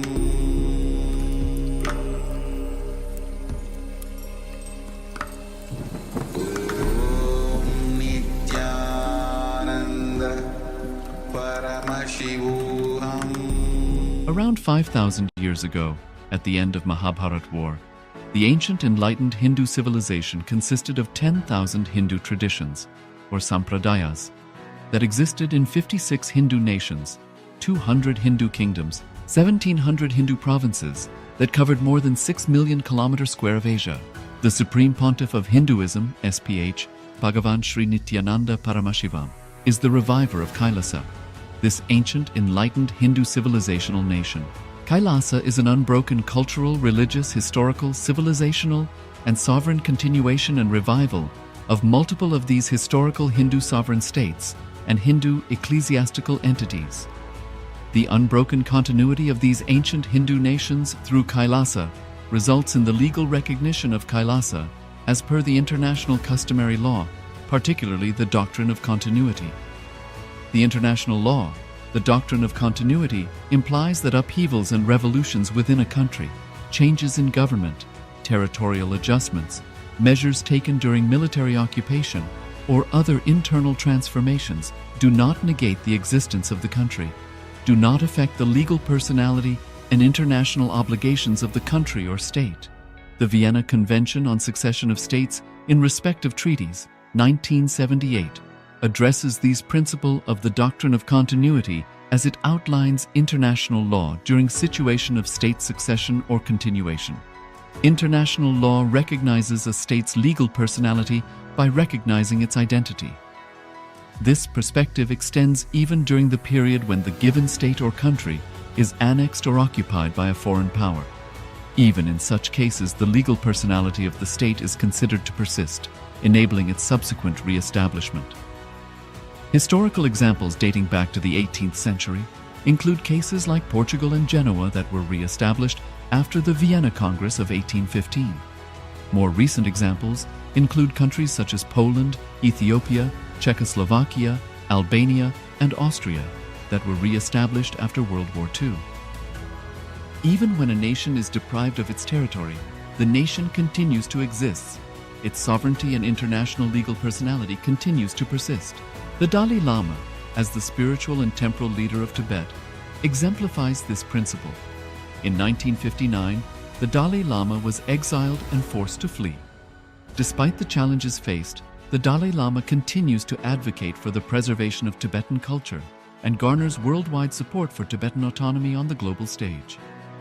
Similarly, from 1309 to 1376, the Pope of Catholicism had been in exile in Avignon. Despite this, he was recognized as the head of state as well as head of the church and given full privileges of the position after their return to Rome. Even in 1861, much of the papal territories had been lost, leaving the Pope with no sovereign territory other than the papal residence and related buildings. Yet his temporal powers were still acknowledged. He was recognized as a head of state, and later, the Lateran Treaty of 1929 formally re-established papal sovereignty over the Vatican City. The Sovereign Order of Malta further exemplifies this principle, retaining international recognition as a sovereign entity despite the permanent loss of their territory upon Napoleon's invasion in June 1798. Despite such permanent loss of territory, the sovereignty and the international legal personality of the Sovereign Order of Malta continue to persist.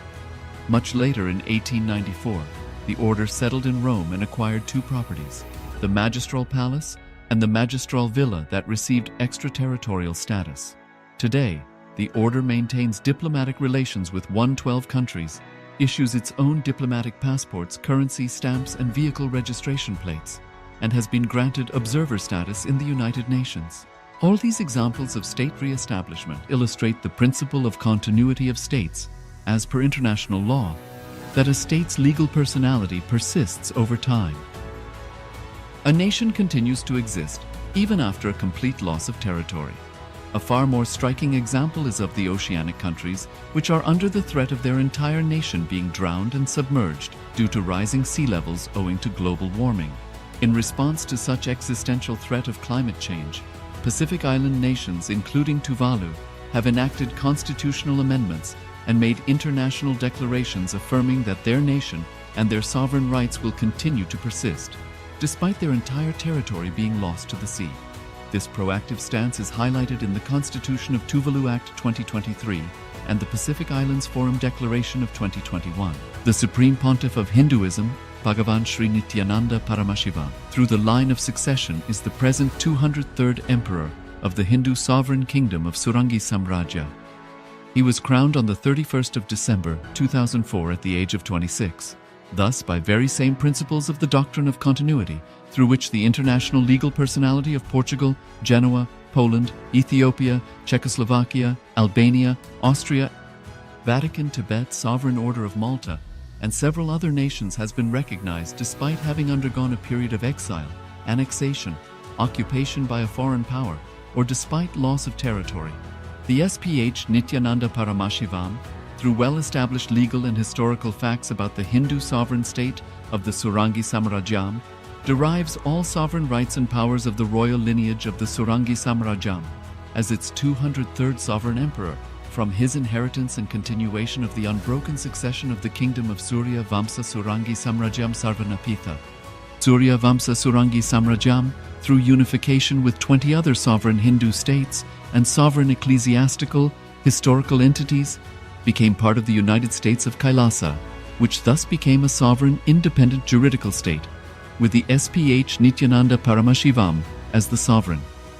Just as how the oceanic nations like Tuvalu have safeguarded their sovereignty from the existential threat of total submersion by amending their constitution and asserting that their sovereignty will persist regardless of the loss of their territory, Kailasa, which is a sovereign continuation of 21 sovereign Hindu states and sovereign ecclesiastical historical entities, is also reviving and continuing the Kumari Kandam Hindu nations that got submerged. As per the doctrine of continuity, these facts imply that the Kailasa's statehood is recognized by international law and manifests as a natural outcome of well-established historical legal facts. Share your time, talent, and treasure. Become part of Kailasa. Sign up as an eCitizen https://kailasa.ecitizen.info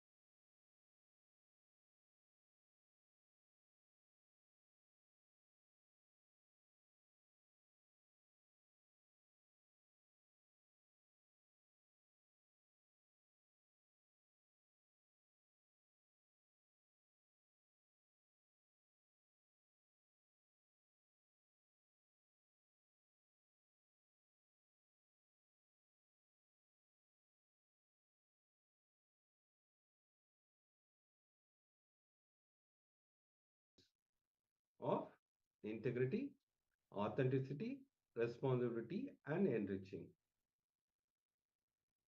So, after the powerful yoga, we will enter into the power manifestation. Yes, as always, the first round of the day is going to be blindfold reading. So make sure you have a blindfold ready with you.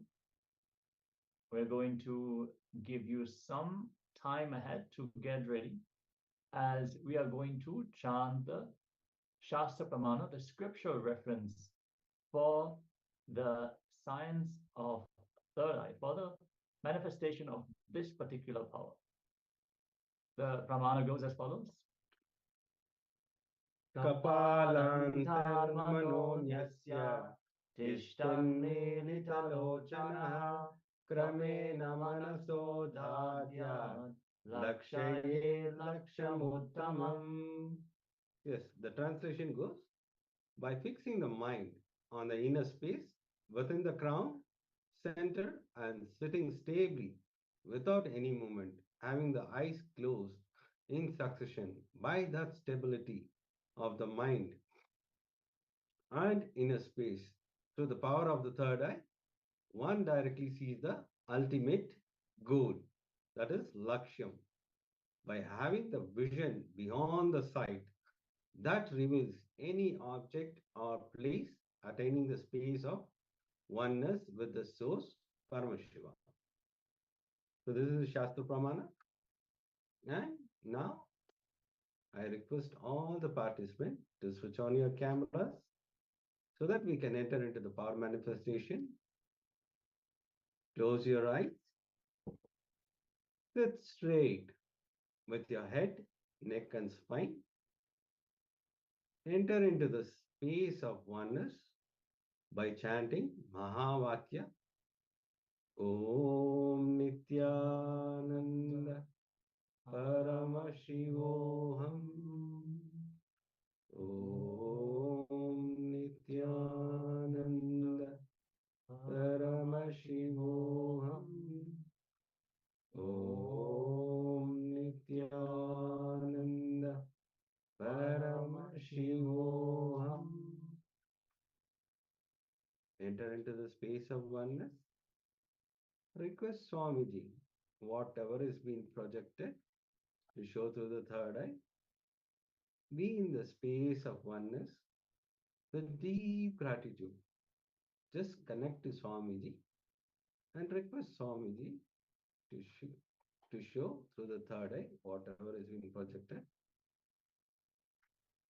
Please close your eyes as we enter into the power manifestation.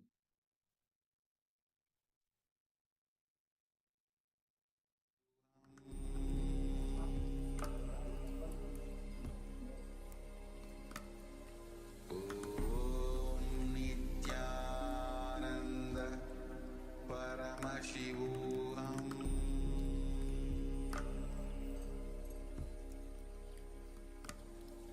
Om Nithyananda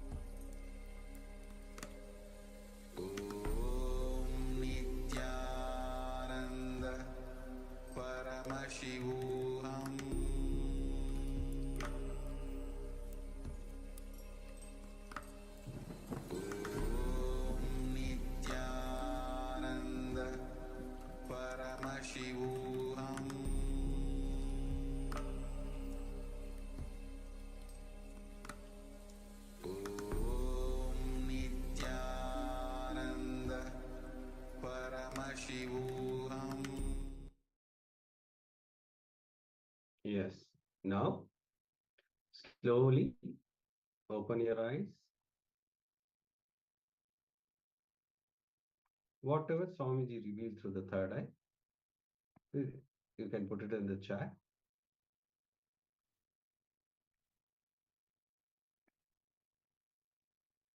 Ma Chen Hu, can you please switch on your camera?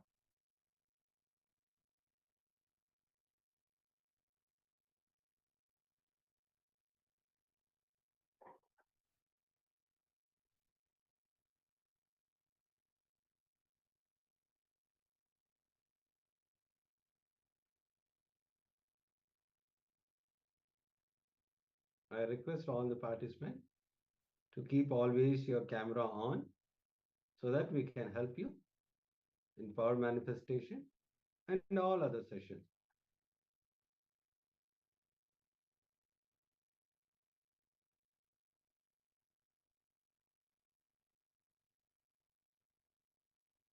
Yes, make sure to share whatever was revealed in your inner space during this round of the power manifestation.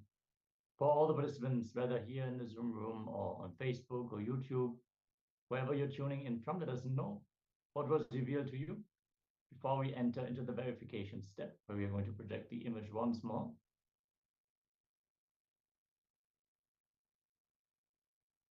Ma Shukra Indananda is saying yellow, orange, sun, some mountain shapes, water, boat, green, some other things. I don't know how to describe.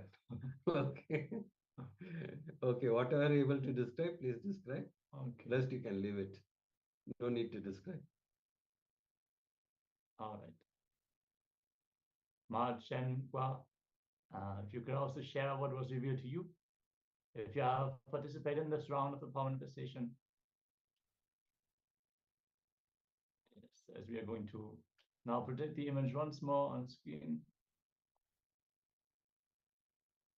Yeah, you can see one shopping basket with some fruits and vegetables. There is a Yellow. Yeah, there is There a is lemon. orange. It's not quite a sun, but it's round and yellow. So There is there which you cannot describe. Of course. Yes. yes. All right. Shall we enter into a second round of manifestation? Let's get ready. You're gonna set up another image for all of you to scan. Yeah. Please sit straight with your head, neck, and spine. Chant the Mahavakya intensely. Be in the space of oneness. Request Swamiji, whatever is being revealed, to show through the third eye. Start chanting the Mahavakya intensely. Enter into that space of oneness. Mahavakya is the key for the power manifestation. The more you chant intensely, it will help you in the power manifestation.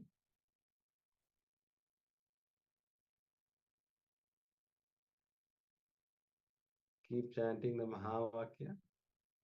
Please close your eyes as we enter into the power manifestation.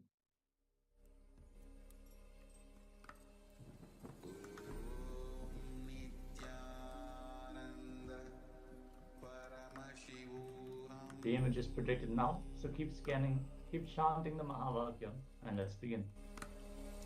Om Nithyananda Paramashivam.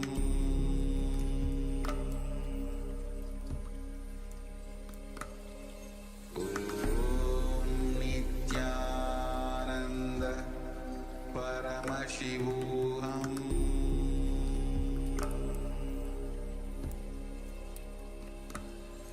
Om Nithyananda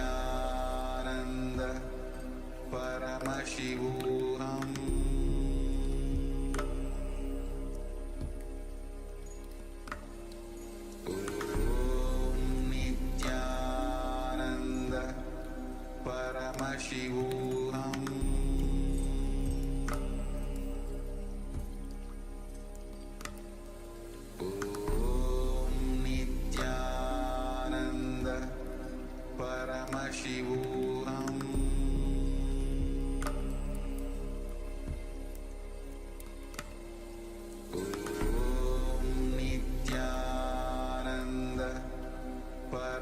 Paramashivoham.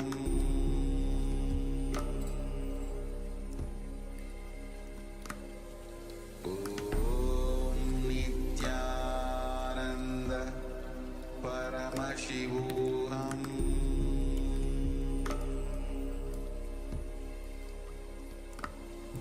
Om Nityananda Paramashivoham.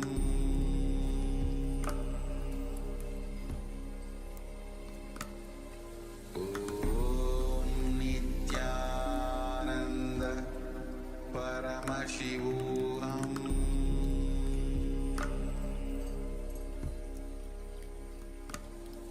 Om Nityananda Paramashivoham.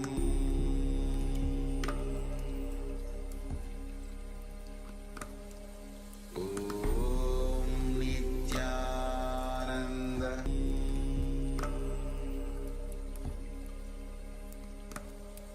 Om Nityananda Paramashivoham.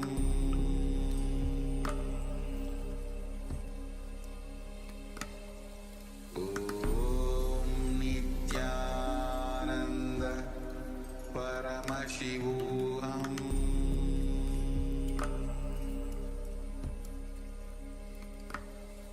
Om Nityananda Paramashivoham.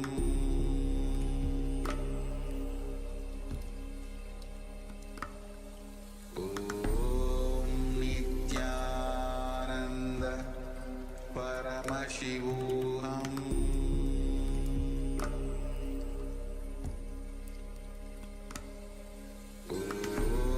Om Nityananda Paramashivoham.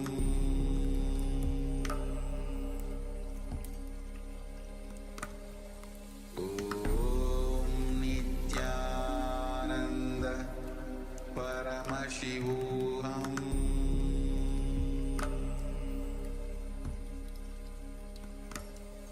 Om Nityananda Paramashivoham.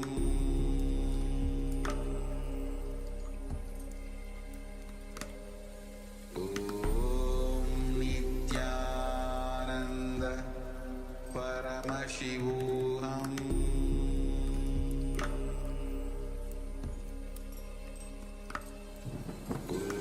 Om Nityananda Paramashivoham.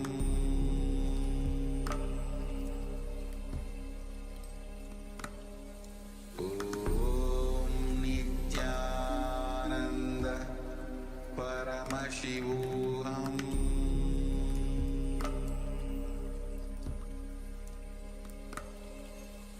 Om Nityananda Paramashivoham.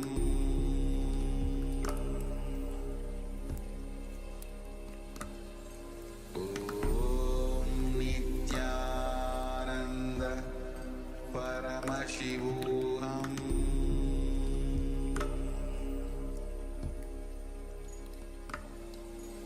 Om Nityananda Paramashivoham.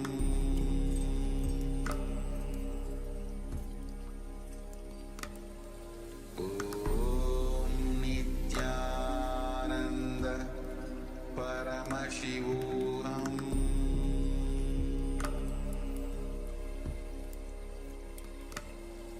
Om Nityananda Paramashivoham.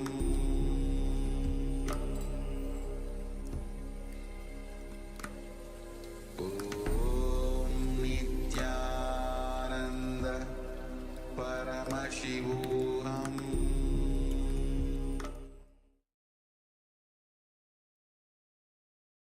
Yes. Now, slowly open your eyes with deep gratitude towards Swamiji. Whatever Swamiji revealed through the third eye, you can put it in the chat.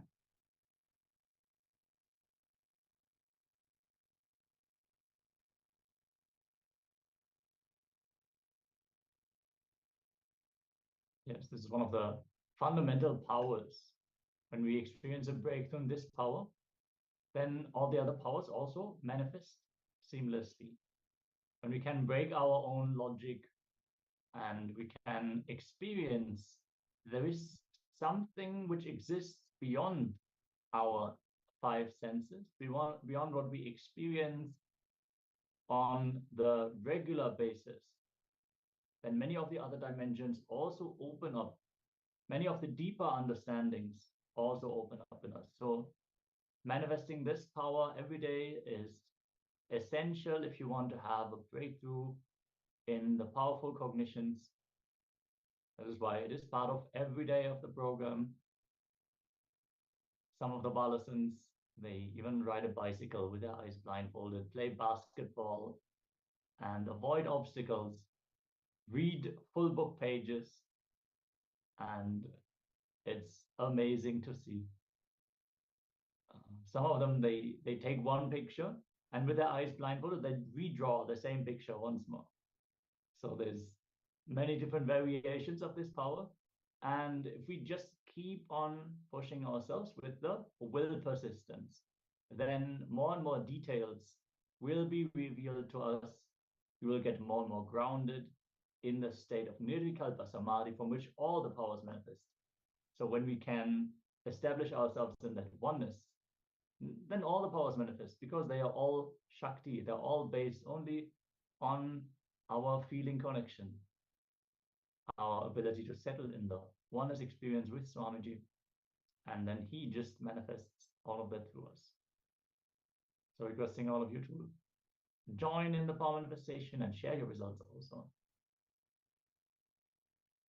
Yeah, Mahashukranananda is saying, first looks like 2-3 layer cake, then it looks like a temple, place with people, similar to a temple in Japan, lots of stone structure. Good. Actually, I wanted to select a picture of a cake at first. I wanted to type, but because you were on camera, I just selected whatever picture was there. It was actually, that was my first intention. Okay. Let us project the image on screen that we have shown in the meantime. It is a teacher in front of a class with a virtual whiteboard. There are some stickers on a mirror of some students, someone playing basketball, and you can see some of the students are sitting there. Yes. All right. Okay. I would still say you manifested the power, even though it was not blindfold reading, it was Yeah, it's not a temple mind reading. place with the people. It's a classroom with the people. Yes. So beautiful. Thank you for sharing and participating. And let us now get ready for the first Jnana segment of the day. Today, as we are going to cover the four tattvas, the four powers, and their significance in our life and in the very existence itself, we're going to start with the first of the four tattvas, which is integrity. Let us listen in as Swamiji is going to reveal about this fundamental universal principle. Let us all sit straight with our head, neck, and spine in a straight line and listen in deeply as we learn about integrity.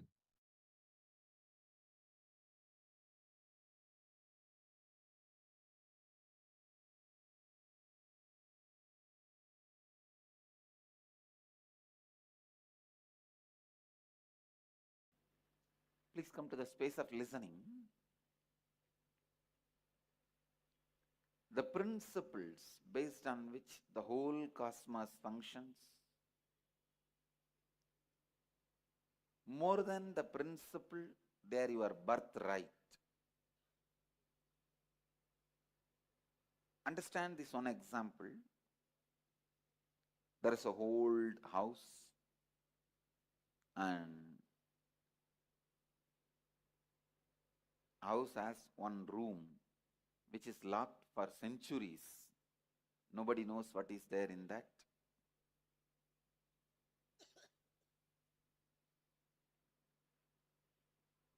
The Raja Guru of that family calls you and gives you the key and says, go and open that key, and whatever is inside, enjoy it, it is yours.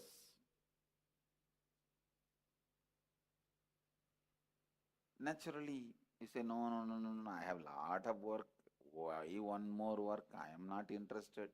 Who will go into the house and who will go into the room and who will open?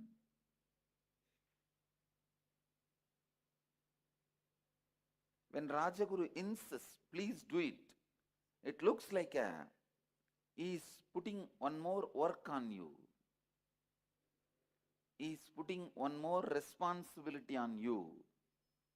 He is forcing you to do something.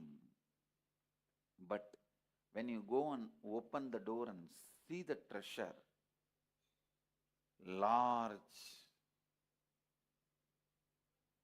treasury. Any of you have seen literally with your eyes any treasury?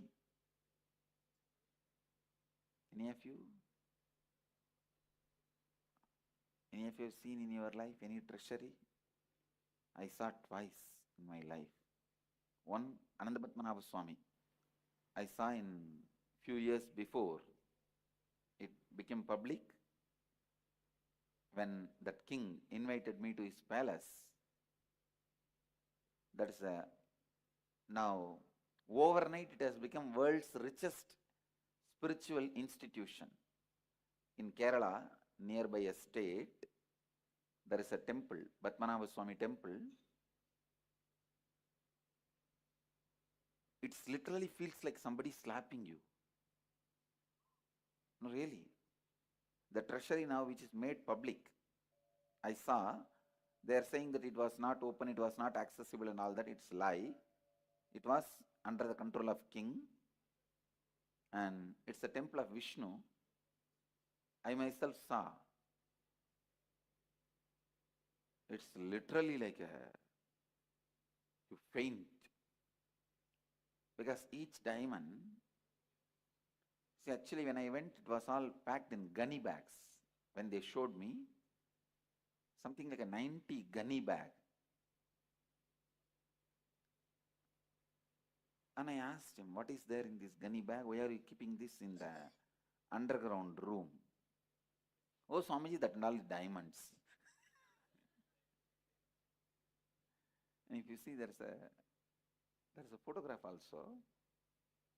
Few photographs we have with that king in palace, and when he was taking me around the treasury, of course we could not complete seeing.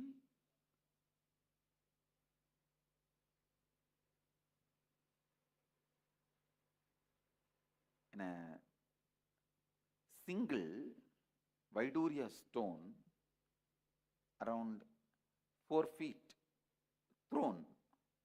The whole throne is single Vaidurya stone. In single Vaidurya stone they have carved. I don't know how many thousand crore it will be. And once I saw the Venkateshwara's treasury, Tirupati Venkateshwara's treasury. Anyhow, I'm just giving you the idea of what is treasury. If you find the treasury in that room and make it as yours, after that, will you feel what that Rajaguru was telling you is a responsibility, is a work? No, it's your birthright. Please understand. Before you open the door and acquire the treasury, acquire the treasure, it's a work. After you acquire the treasure, it's your birthright. Exactly the same way, these principles, these 4 principles, before you live them and start opening up to all the treasures of these 4 principles, extraordinary powers which you will be receiving by these 4 principles. Please listen.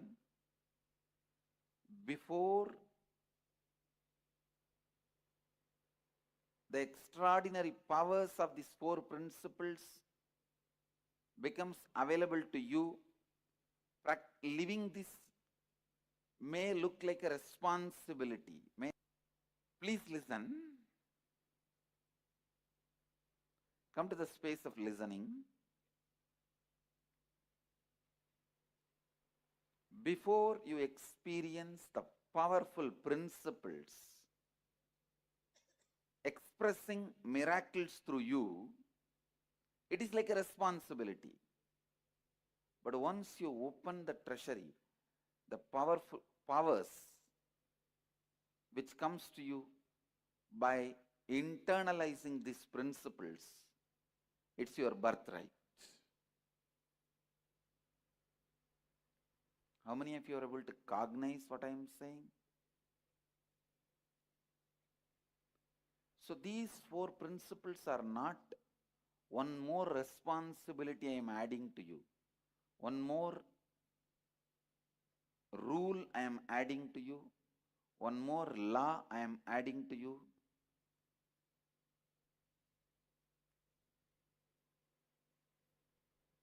It is the treasure I am adding to your life. Understand? I think still many of you are not cognizing. If you cognize the treasure is getting added to your life, you will sit straight.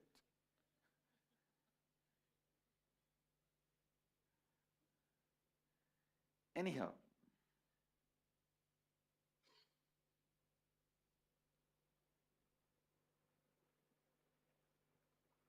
maybe when you start seeing the extraordinary powers, these principles can add in few days. You will see that excitement happening in you.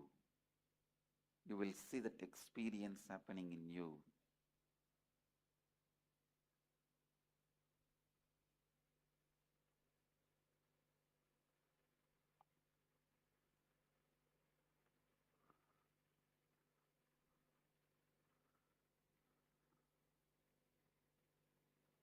I'll start the session. I'll start introducing the four principles.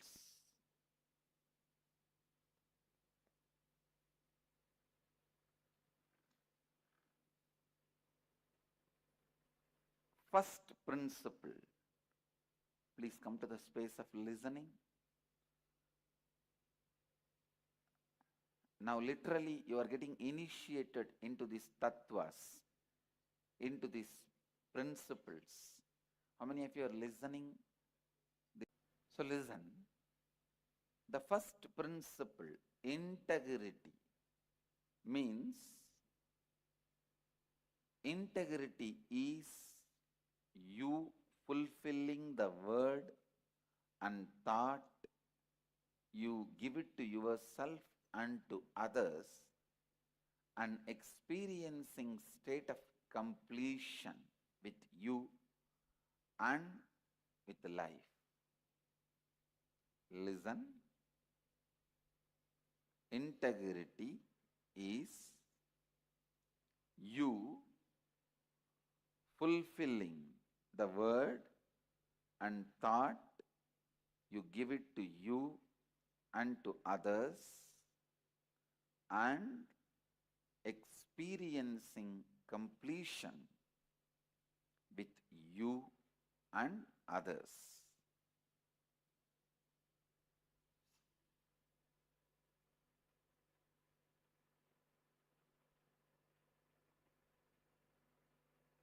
Integrity is not social ethics, morality. No. I am not talking about integrity as a social ethics or as a morality. I am talking about integrity as a spiritual principle. See, society teaches you whatever word you give it to others, please honor it, and you have to honor it.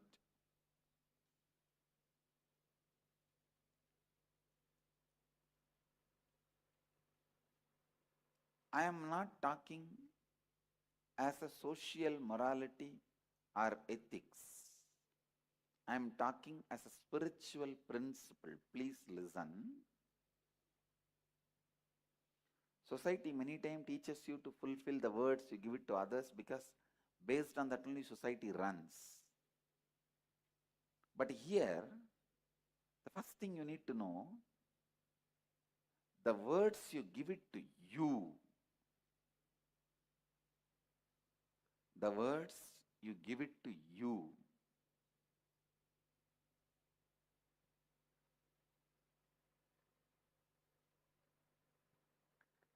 start honoring the words you give it to you.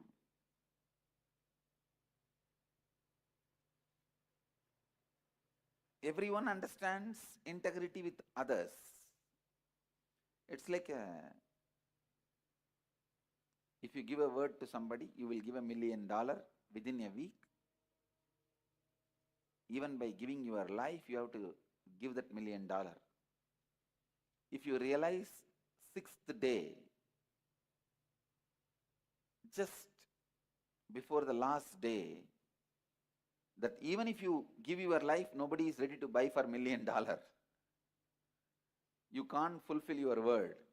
At least call and complete with that person. Tell that person, I can't give you the $1 million before, ahead of the time of the commitment. Even that is integrity. If you complete with that person, I can't do, and stop the mess you are creating in others' life, that is also integrity. This is more external world that everyone understands. But the real integrity starts with the words you give it to you. Please listen. With the words you give it to you.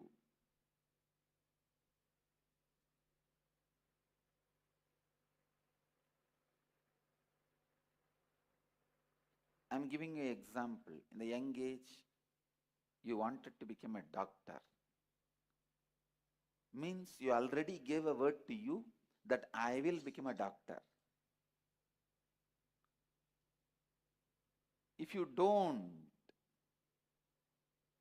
sometimes you don't become doctor and you don't even bother about the word you gave it to you. Mostly because there is no evidence for the word you give it to you, and there is no punishment for breaking the word you gave it to you. Because nobody else is involved, you do not care about the words you give it to you. Please understand, the more and more you disrespect the words you give it to you, the more and more you will lose respect on you. Please listen. The more and more you disrespect the words you give it to you, the more and more you will lose respect for you.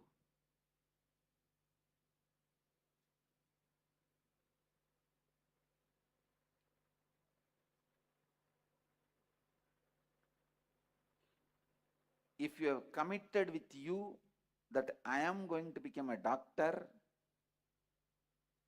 and if you are not able to become, at least complete with yourself. I gave a word to me, oh me, I gave a word to me that I'll become a doctor. Neither I have become, nor I am going to be. So I complete with the commitment. I gave it to you, or I gave it to me. I free myself from this commitment so that I can become complete. It's something new, first time.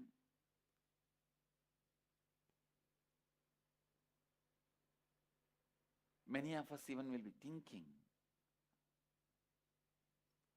And you know the worst thing, not only we don't honor the words we gave it to us, and we neither complete with the words we give it to us. Because this becomes a pattern, we don't even remember the words we gave it to ourselves. How many of you understand that? We don't even remember the words we gave it to us.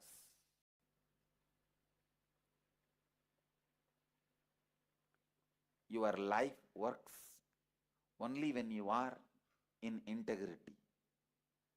The degree of workability in your life is directly proportionate to the degree of integrity with which you live your life. I tell you, if you have integrity, even if the whole world does not listen to you, you will listen to you. I tell you, nobody needs to listen to you other than you. If you listen to you, you are a success. You are a winner. Nobody can do anything to you. I tell you from my experience. Just if you listen to you, nobody can do anything to you. The being who is in completion, nobody can do anything. Because cosmos wants him alive. Life wants him alive.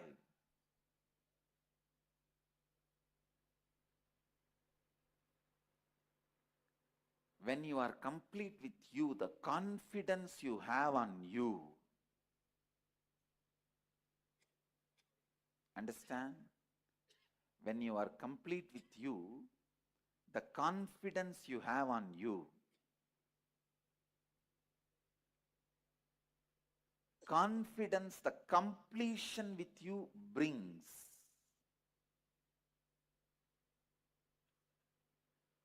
Only when you experience the completion, you will understand integrity is not a principle for you to practice. It's a treasury you got. It's your birthright.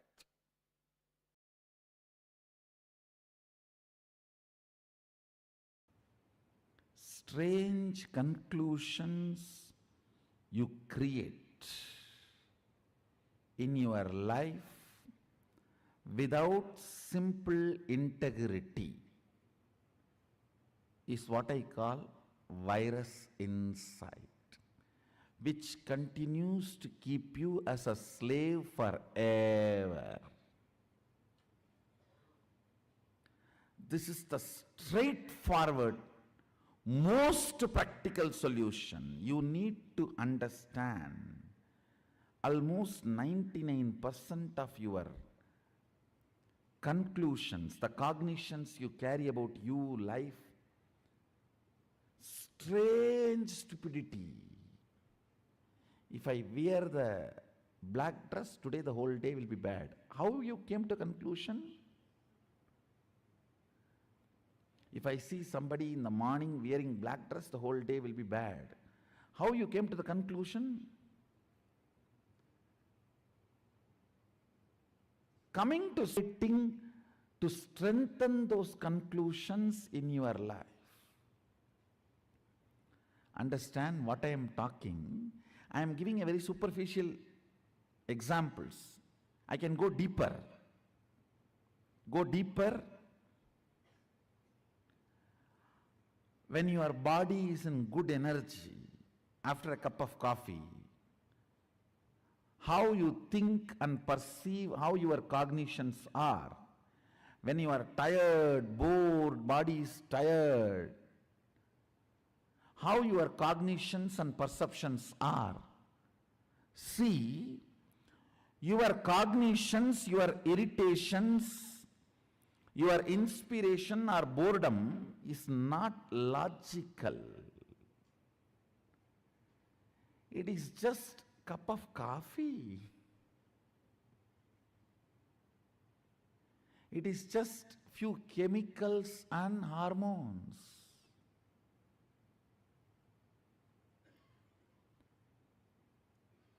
Distrusting your cognitions and trusting integrity as your software. Listen.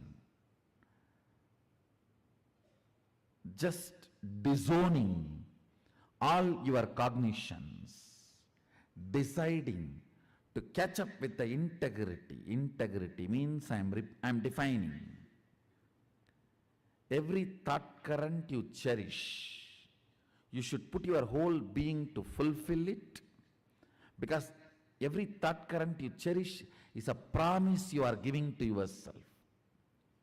Either you put your whole being to complete it, fulfill it, or you drop it and complete it. That's all is integrity towards yourself. Listen, I'll repeat once more. Every thought current you cherish is a word you give it to you. So you should work putting your whole energy to make it into reality. If you are sure you can't make it into reality, complete and drop it. Don't entertain, enjoy anymore. Do not date if you are not going to commit.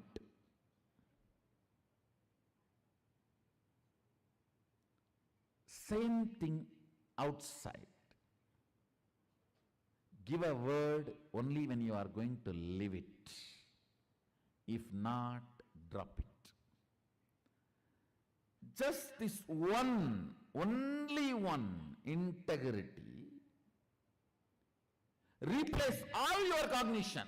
Your cognition about God, your cognition about world, your cognition about life, your cognition about society, your cognition about your body, your cognition about your mind.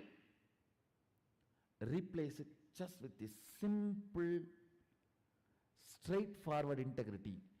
The kind of a transformation you will go through, I tell you. In Ayurveda, there is a very simple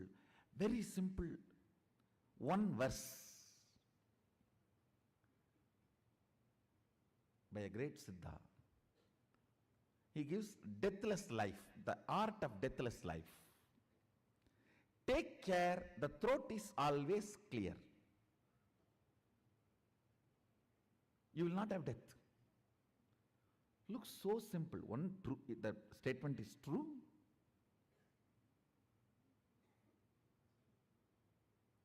Second,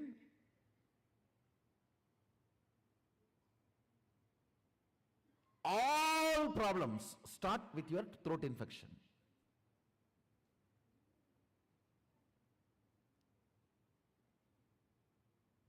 If you can take care, the pashana, the medicine is stored in the throat, you will never, not only you will never die, you will never age old. That is actually the symbolic representation of Sadashiva having poison in the throat. Poison clears any infection even before it starts.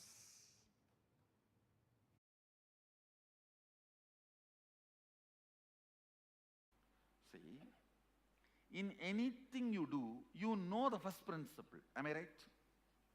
First statement. For example, lawyer, he is committed to his client. Doctor, he is committed to life.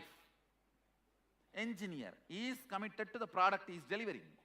The first principle of your existence, being integrated to the first principle of your existence without the fine print footnotes.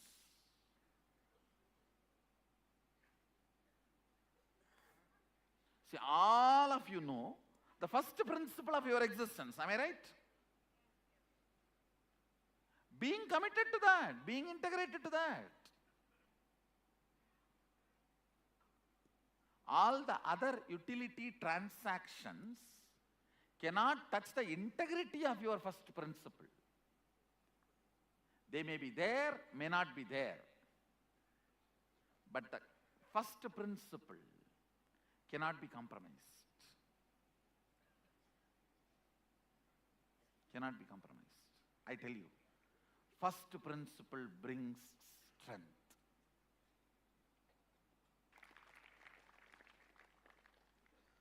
Understand? Integrity to first principle is strength. That is what Sadashiva calls it as Swadharma. He uses the word Swadharma in Agama. means your first principle is Swadharma. All of you are very clear about your first principle. Am I right? What is your first principle? Means your declaration about you to the world. All of you know your first principle. Being integrated to that, that's all. Swamiji, when you say we know the first principle, is it something that changes from time to time, isn't it? Time to time. Yeah. I should say the practical application may change time to time, but not the first principle itself. First principle itself does not change time to time. Surely it doesn't change.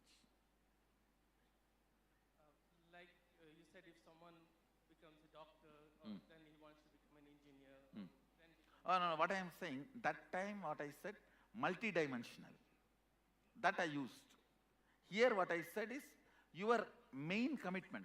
Even if you are doing multidimensional, then your first principle should be, when I am declaring myself as a doctor, I am committed to life. When I am declaring myself as a lawyer, I am committed to client. When I am declaring myself as an engineer, I am committed to the delivery of the product. That's all. So that's the first principle. What I am declaring, that forms my first principle. Your first principle is your Swadharma. And being integrated to your Swadharma without shaking or letting your integrity to be shaken by any of the outcomes and side effects. Whether you are praised or blamed or showered, supported or beaten, being integrated to your first principle.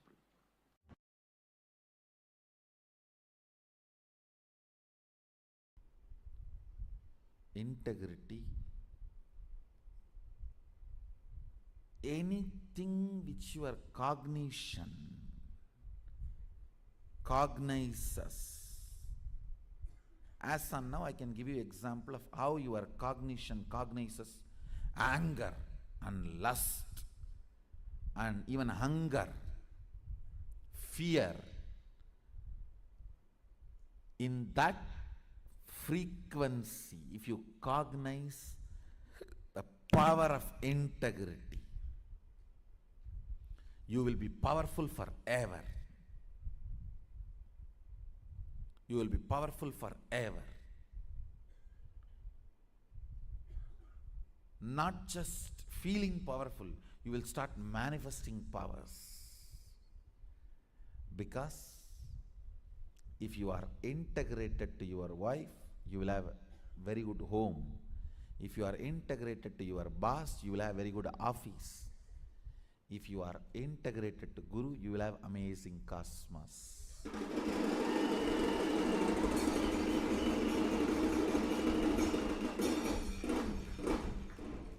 Your integrity is directly integrity to me.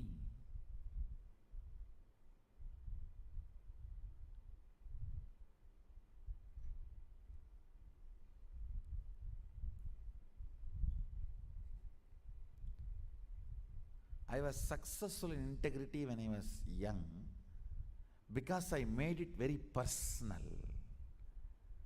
Like I have to get up and run because I'm going to see Arunagiri Yogeshwara. It was such personal, intimate experience. I became successful in integrity.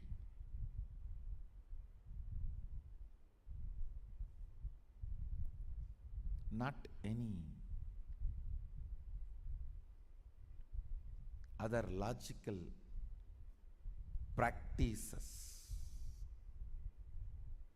Practice may make you perfect, not integrated. Cognitive shift makes you integrated. Decision makes you integrated. That is why when you miss integrity, I am not asking you to practice integrity. I am making you to decide to be integrated from now. Declarations are decisions of reminding yourself, let me burn me with integrity. Let me awaken me to my integrity. Let the best of me be awakened in me. Let the best of me be awakened in me. Let's make integrity as a cognition today. See, once it becomes cognition, your chemical change, you see, all your sleep, everything is just chemical change, nothing else. If you keep your tube in your mouth and early morning pour the coffee, you will just wake up. Your sleep is nothing but, your struggle with the whole sleep is nothing but half a cup of coffee. Eh. Eh. No, really.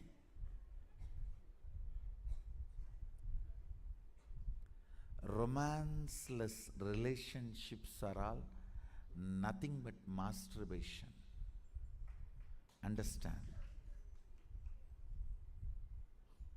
That is so in any relationship. Romance is more important than the physical component of it.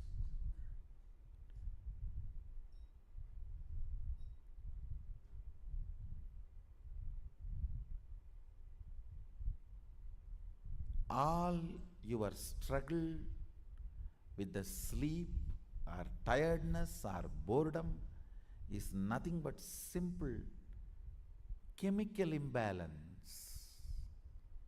If you are feeling sleepy, tired, tell yourself it is not mental, it is just physical chemical imbalance.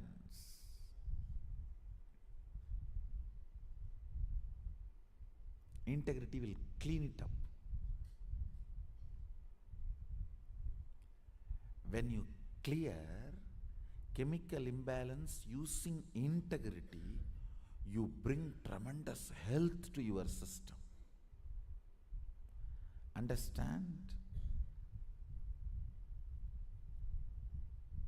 If you don't sleep because you are watching movie or some other entertainment, Facebook or something else, you may fall sick. But if you don't sleep because you are practicing certain integrity or tapas, you will never fall sick. Only your body will become healthy.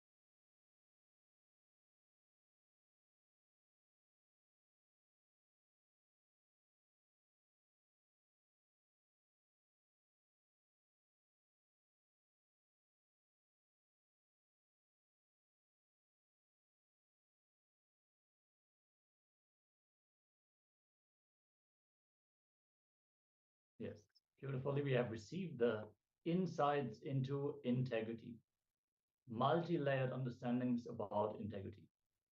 First and foremost, understanding that we need to get that is that we need to listen to ourselves. We need to learn how to listen to ourselves. If we can simply listen to ourselves, the moment we have a powerful click, cognition, a powerful cognition clicks with us, we are going to have a super conscious breakthrough. Because the moment we understand this is the best for me, we can apply it, we can live it. But if we don't listen to ourselves, naturally, the powerful cognition, they will be not useful for our life immediately. We might use it to give some good advice for someone. But if we ourselves don't listen to us, who will listen? And as Swamiji shared, it is most important for us to listen to ourselves. Then even if others don't listen, it doesn't matter because we are already successful. Nothing, no one can harm us because the very cosmos will want us alive. The very existence will make sure that we are protected. So what is integrity? From the very fundamental base. Integrity is you fulfilling the word and thought you give to yourself and to others, and experiencing a state of purnatva, completion with yourself and life. Power manifestation will automatically happen when you are integrated. Integrity is not just about the big commitments we make in our life. It could be something as simple as telling yourself, I'm going to wake up early every morning and practice yoga.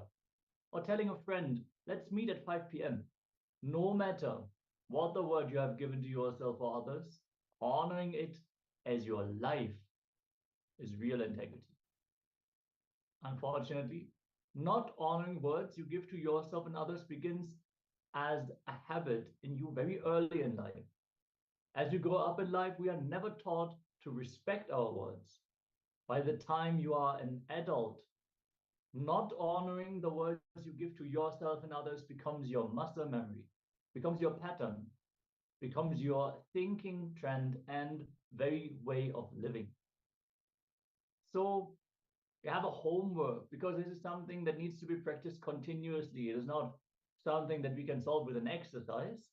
So from today, at least for the next 11 days, experiment being in integrity. Honor every word you give to yourself and to others. If you're not able to honor any word you gave, complete that. For example, you gave a commitment to finish a project you took up by a particular date. Do everything it takes to see that you finish and submit that project on time. In the worst situation, if you're not able to fulfill your commitment, speak to yourself and ensure you are complete. If you gave a commitment to another person, inform them that you are not going to be able to finish this on time and tell them how you're going to complete it. Completion can also mean that if you give everything that you could, but you're not able to make it, to at least inform, remove the expectation that was created about you delivering that goal, that target, being on time for a place. Imagine you're waiting for a friend and they are stuck in a traffic jam for 2 hours and they don't let you know. You're waiting there, standing there, expecting them to arrive. So it's most important to do the completion. So we're going to anyways enter into a small exercise for completion with our Bhag. Whatever commitments, words, promises you gave to you and others and did not honor and fulfill, where you did not restore your integrity, where you have not even completed, please list all of those down. See, if you honored, you don't need to pen them down. If you have completed with them saying that I'm not going to honor it, you are on your own. I'm on my own. Even if you don't, even then you don't need to pen those down. So if you completed telling the person that you're not going to fulfill whatever you have declared towards them, you don't need to pen those commitments down. So if you neither completed nor honored the word, please now pen those words down. Yeah, all the words you have given to yourself and to others. It might be simple as waking up morning at 5 o'clock and doing yoga. So if you have said, okay, from tomorrow onwards, I'll start yoga at 4 a.m. So, but because of your laziness, you didn't wake up and you didn't do for yoga. It starts with small incompletion or small words you have given to yourself and others. You said to your friend you'll be coming at 5 p.m. for the coffee. So, but you didn't turn up. So you have to complete with all those things which you had given to yourself and others, the words you have given to yourself and others. So remember all those words, write elaborately and complete. That is how you manifest the powers.